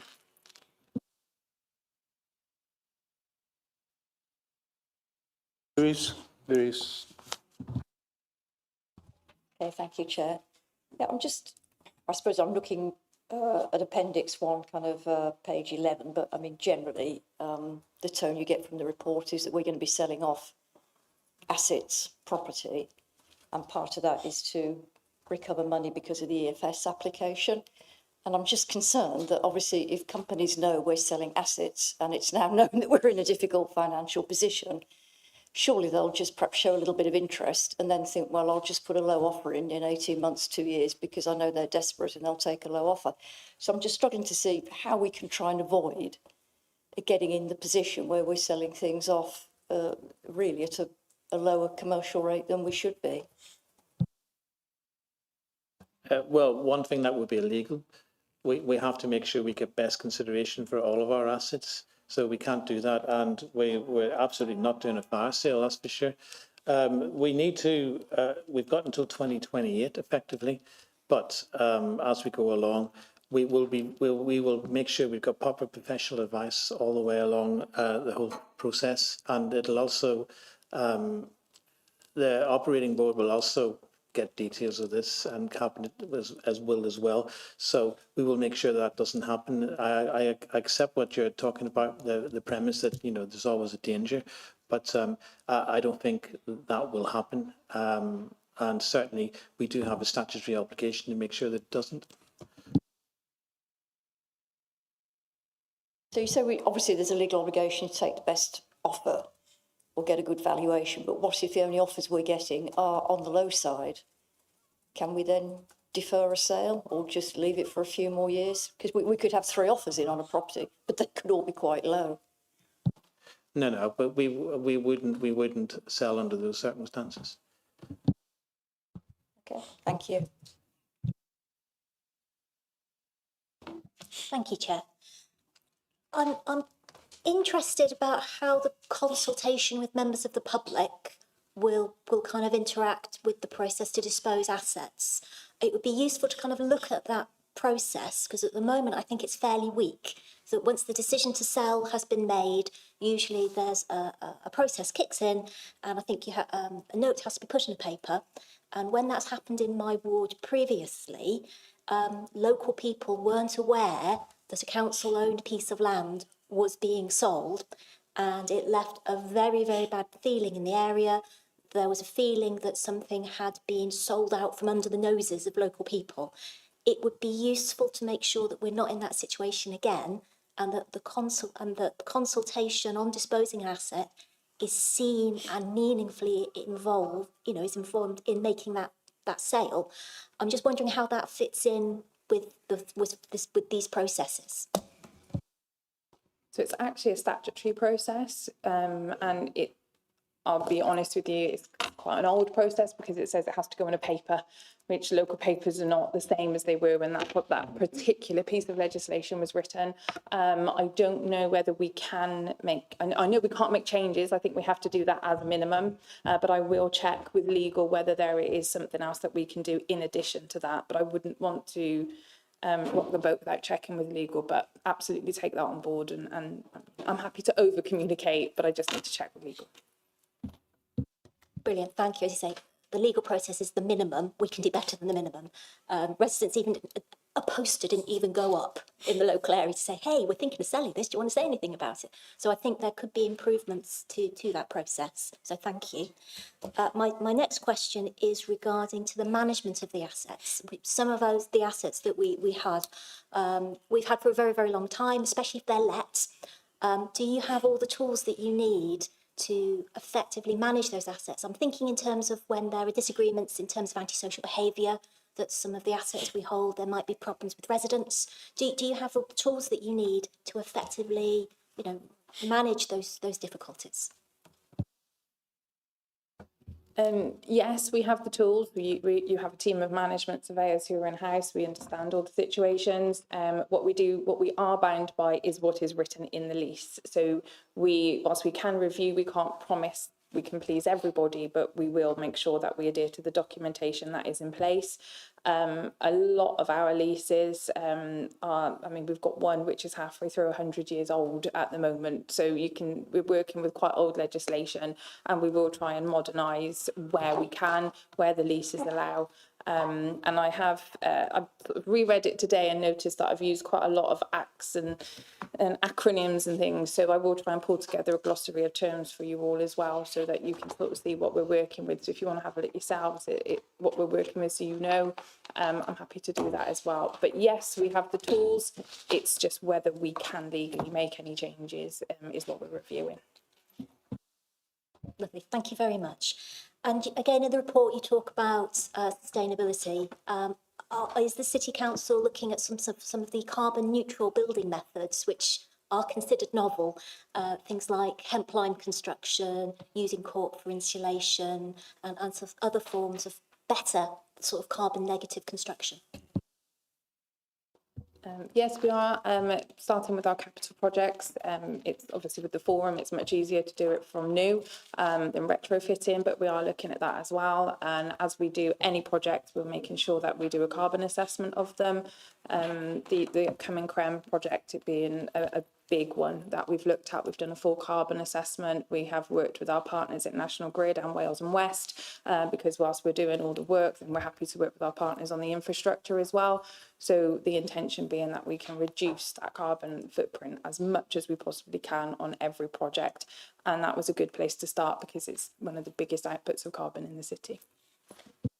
Lovely, thank you very much. Thanks, Anne. Alistair Chambers, Councillor. Thank you, Chair. Can you name the specific assets that would deliver the £15 million capital receipts target and the expected disposal dates?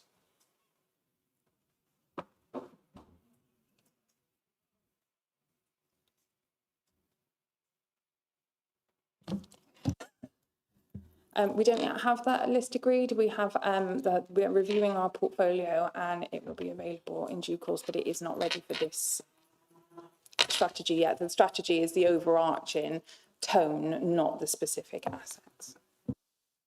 So to confirm that, does that mean that the £15 million figure is not based on a confirmed disposal programme as of yet?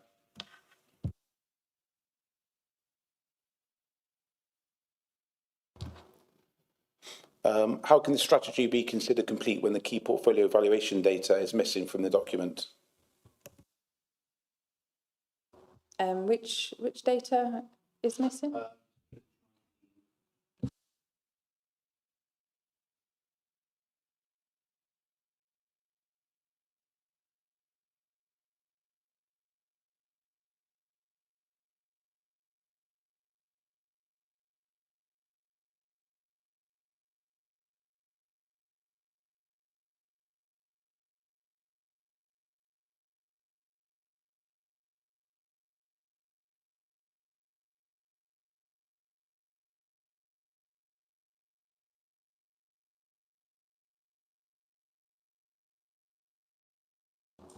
Do you mean individual valuations or the entire portfolio?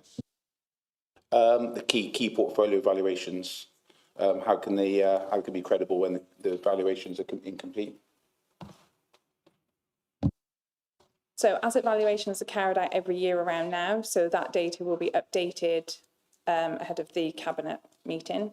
The portfolio sits roughly around 50 million, excluding the forum, because at the date of the valuation, the forum hadn't completed to have to be included in that. The valuation figure for what we're disposing of, again, that's going back to one of the previous questions. Any asset that we would be looking to dispose would have an individual valuation, and that valuation report would be appended to the cabinet report as an exempt appendices, because it would be commercially sensitive at that time. I think Mr. Hearn's been trying to jump in. Is that okay? Yeah, thanks. Yeah, apologies. I don't want to jump in. I just wanted to, just a point of clarification really, is that whilst it's not identified within the strategy, because that's not the right place for it, to Alistair's direct point, there is a capital disposal programme, and it is to the tune of 15.5 million, which is the EFS loan. So we are working through that. The reason that it's not in there is for the point that was just made, I think by Councillor Walker, is that the more we start talking about what assets are coming forward, the more we potentially risk the credibility in the market. Every single asset that goes forward for disposal will have full due diligence, will have an up-to-date valuation, will go through an agency, and it will have a decision made on the actual asset specific before it hits the market. When it goes to market, it has to be confidential. I've said this 3 or 4 times actually throughout my time being here now, is that every time we talk about what assets are in the market, we risk the credibility of that sale process. So it's an absolutely right point to make, but Alice, just to reassure you, there is a plan. It's not identified in here because this is the overarching asset management strategy for portfolio, how it's run, but the disposal plan is part of the EFS recovery programme, which I'm leading on with John and others. I just wanted to make that really clear. Thank you. I've got two more questions. Yeah, no, that's fine. Supplementary, if that's okay. When the financial return conflicts with community value, what is the council's priority?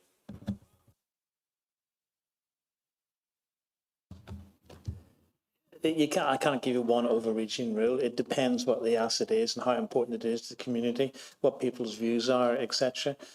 We will take those into consideration, but there is no formula that says that if it goes below a certain number, or if X equals Y equals, oh God, therefore you must sell. We will look at it sensitively, and we will consult with local communities.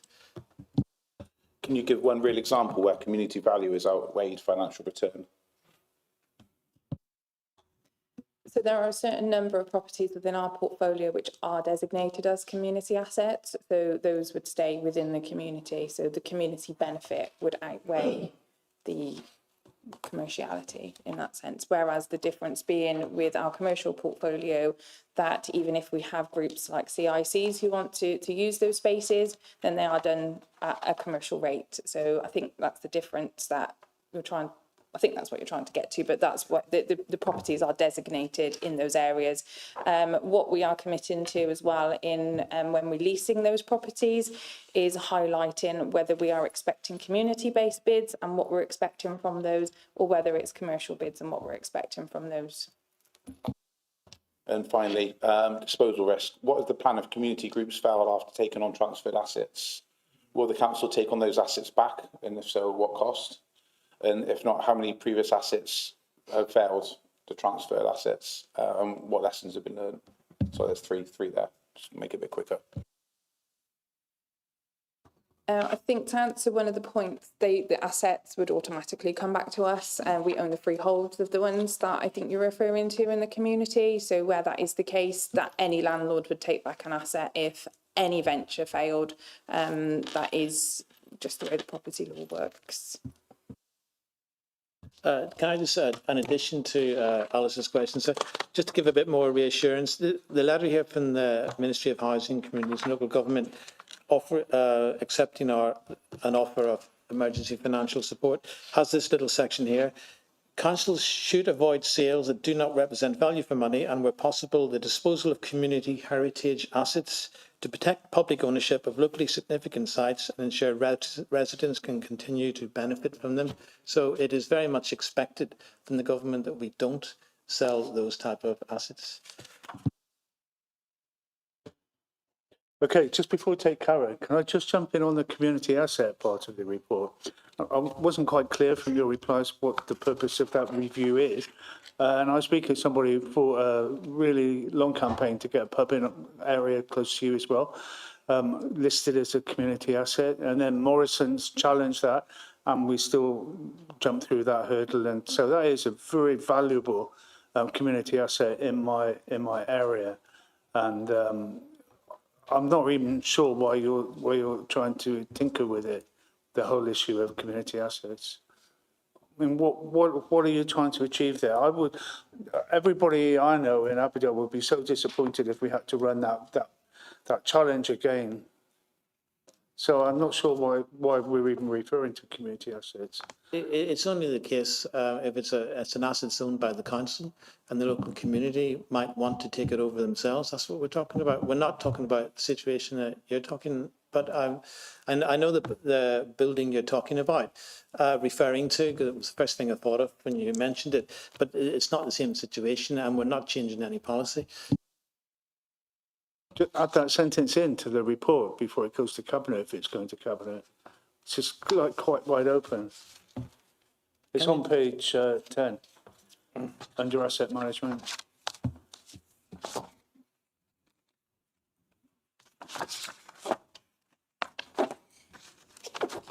In the meantime, while you're looking for that, can I just ask Karen to put her questions while you're trying to find that?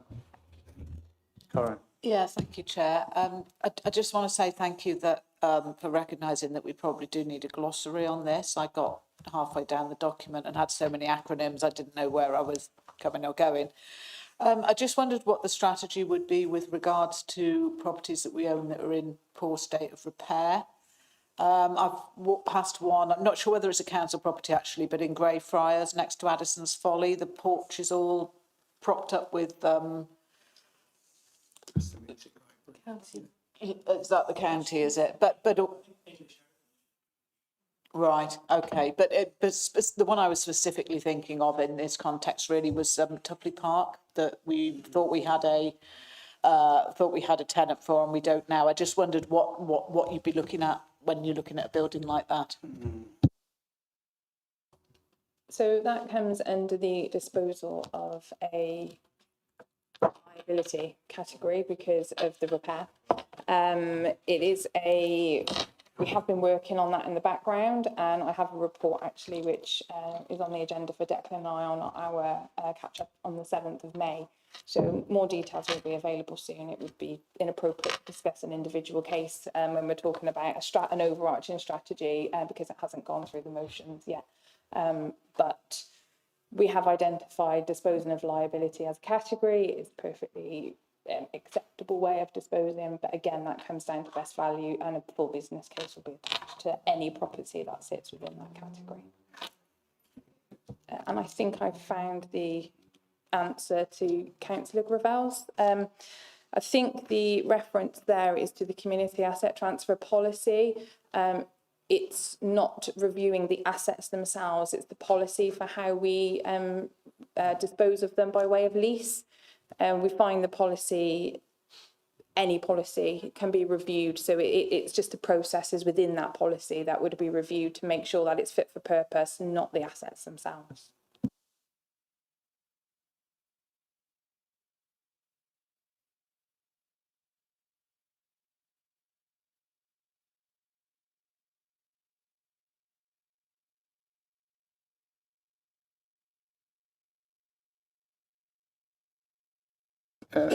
Thank you, Chair. This has been touched on in a sense, which is about community assets and community assets disposal, which personally I think is great because we've got assets out there in communities and there's an opportunity to hand them over to people to run on behalf of the communities they represent.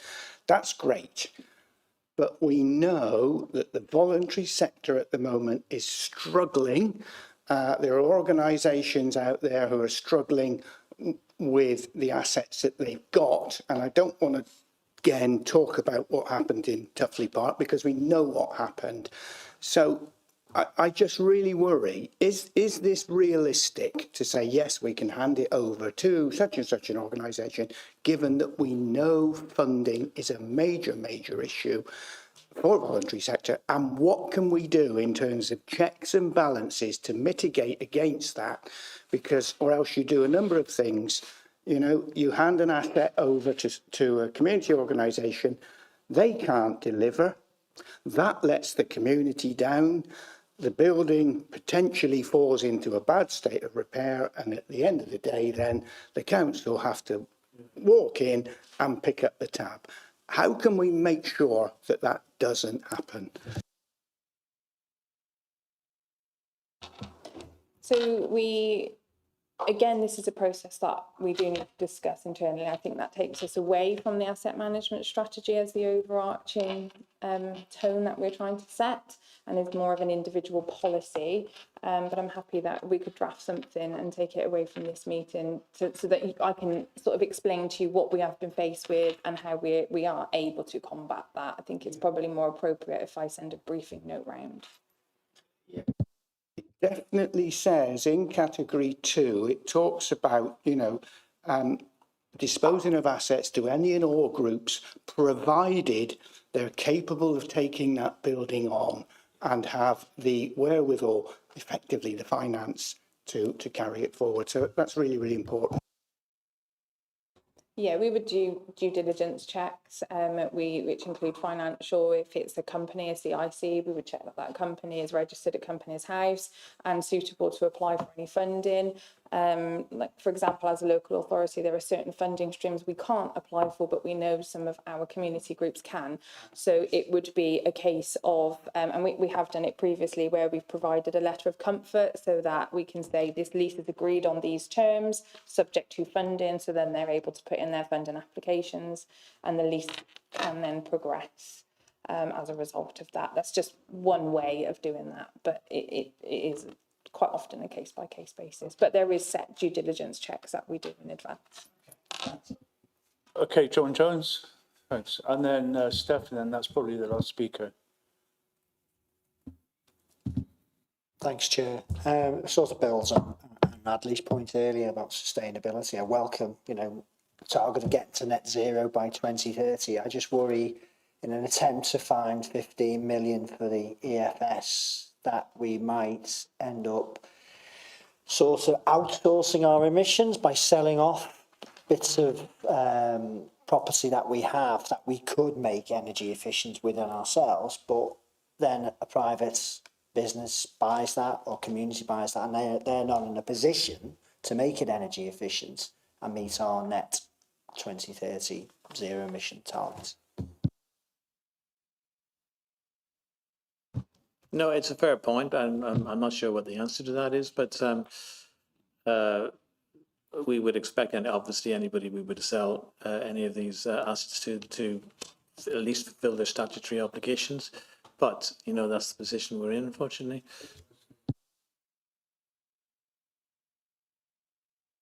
So I think the last speaker is Councillor Steph Chambers, please. Thank you. Thank you, Chair. Just quickly, it wasn't one of my main questions, but to touch on the community sort of organisations conversation. And you said we assess and we do our due diligence. Within that process, do we do as much as we can to signpost those community organisations to help and support so they can build a better structure? If we don't feel it meets the right criteria, do we help them and just say, but if you speak to X, Y and Z, this could also help you in preparing a better application?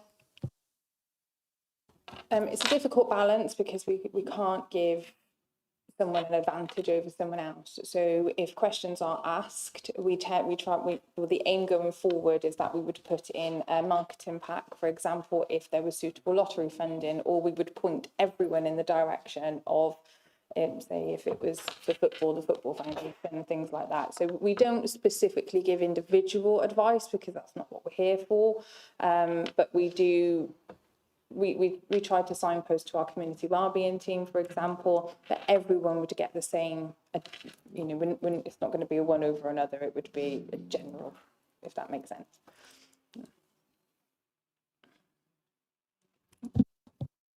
Yeah, that's really good to hear. So say there's quite a big, or any asset really, could a piece of work be undertaken within this strategy? So if it's something that's identified that the community would be looking to take it on board, so areas of the community, would it be worth just doing a couple of sheets of information that go out with that pack, just so they're all getting the same information, but they are also getting signported towards support? Yeah, so we will be sending out like a marketing pack, which also would then, for interested parties who passed the first round of expressions of interest stage, they would then have access to data rooms. We're setting them up so that we can share the relevant information in a data room. It works very well in the private sector. It's not something we have done here routinely, only for the larger transactions, but it doesn't take that long to set up. So that's what we've decided. That's one of the reviews in the CAP policy that I was mentioning, that we can set that up so that we can make it a much more streamlined process and do it that way. Yeah, thank you. I think that's an excellent idea, and will support the smaller organisations that maybe have less time to dip in and out of those data rooms. So that's really good news. So great to see. The other points that I'd wanted to make, there are 2 points. Now, one you've touched on in regards to recruitment, and I just want to say on record, my praise for Jane in every contact I've always had with Jane has always been really informed and useful, but you are only one person, and we mentioned earlier that the Mancos take up a great deal of work. Now you're involved in all that as well, so you are very stretched. And I think one thing that's really good, and is also something we've noticed with Andy, is your commercial background as well. So I think that element of it, with dealing with this specific part, is a really vital point. So I really hope that we're looking at that in recruitment as well, that people, as much as I like to see people come up through the ranks, it's really important they have that commercial experience as well. So there's the praise, and here's a little bit of where things could have been improved. And I know Andy mentioned about some things are really confidential. We don't want to make any of those detrimental. And as much as I don't like exempt sessions, I think there may be some areas that we do need to look at exempt sessions if they are really commercially sensitive, to ensure that overview and scrutiny and other members do have oversight of things. And one of those things is, I know we've done a piece of work on valuing, and there's that external work's gone on valuing all our external properties, or most of them. But one piece of work that I really would want to see is our liabilities, and how much some of these empty properties are really costing this council on an annual basis or monthly basis, because some of those are significant. So that's an element that I think would be really important for maybe this committee to see, is what our big liabilities are, and how we can think of a strategy to get rid of some of those properties that we haven't been able to historically. But that probably would have to be an exempt piece of work.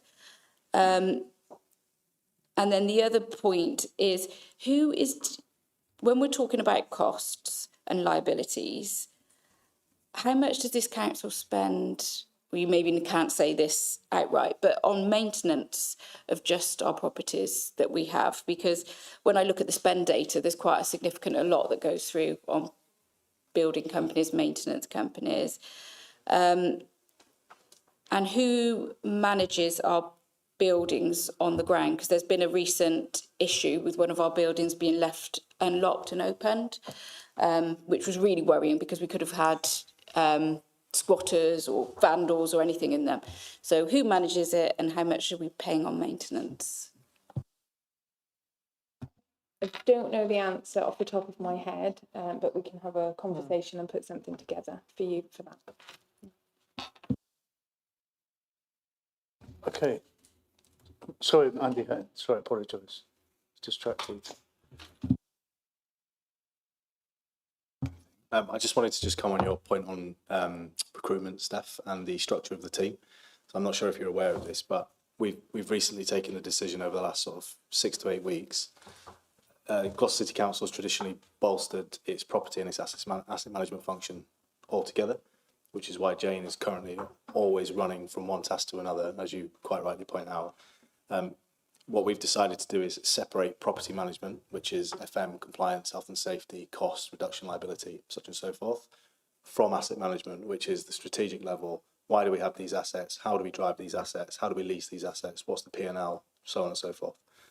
Hence why I'm currently out. You may see that I'm currently out for recruitment for a strategic lead on property, and I'm doing interviews on Friday for that role.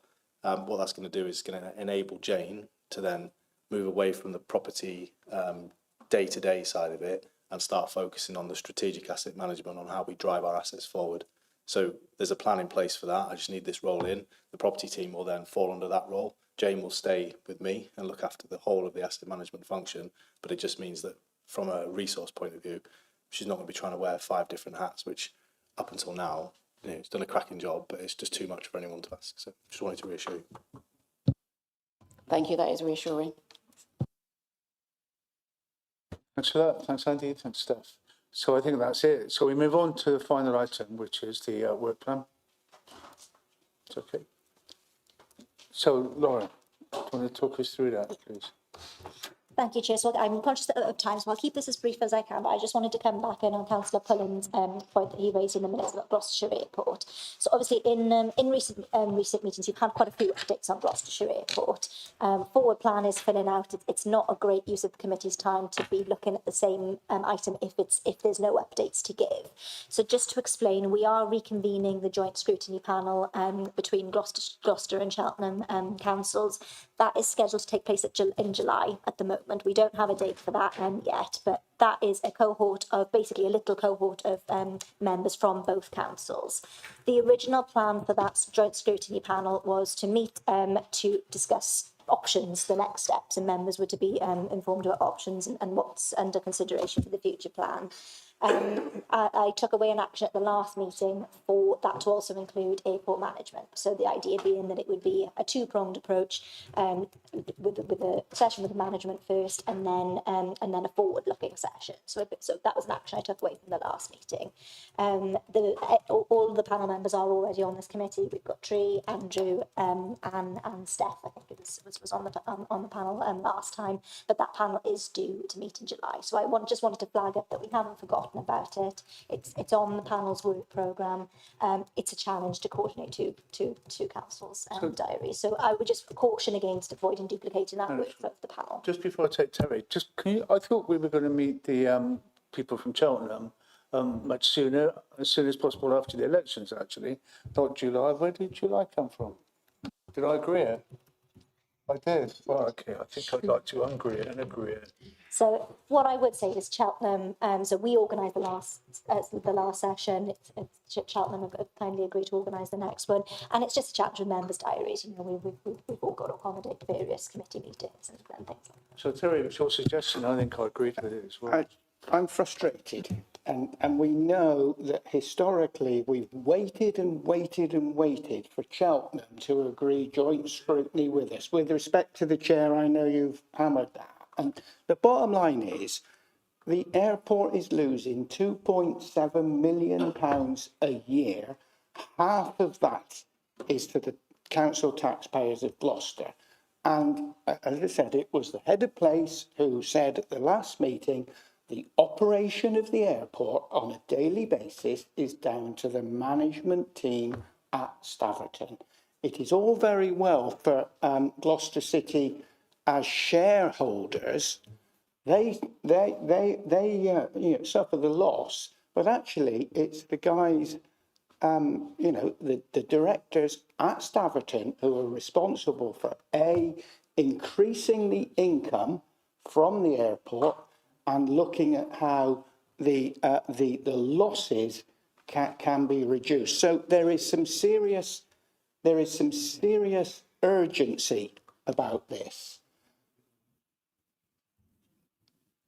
There's some serious urgency about this, and we could be, and Cheltenham will come back and say, oh, well, we can't do that. We can meet in September and we've lost half a year and we've lost a lot. So we're just talking, obviously, you can see that, I don't mean to be discourteous. to No, anybody, but we're if this is urgent. we're looking at the June meeting of this committee. Right.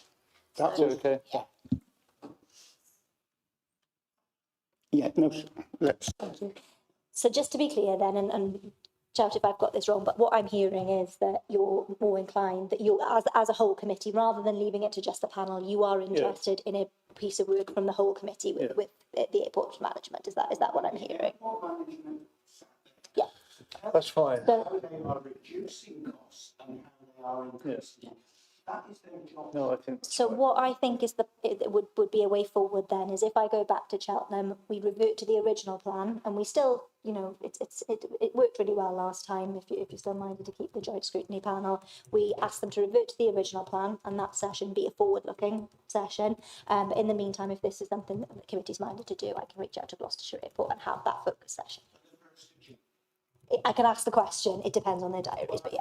We need to ask some support behind it because there's an awful lot of money being lost. Okay. Yeah. Agreed. Thank you. Oh, okay. But you're going to declare an interest, aren't you?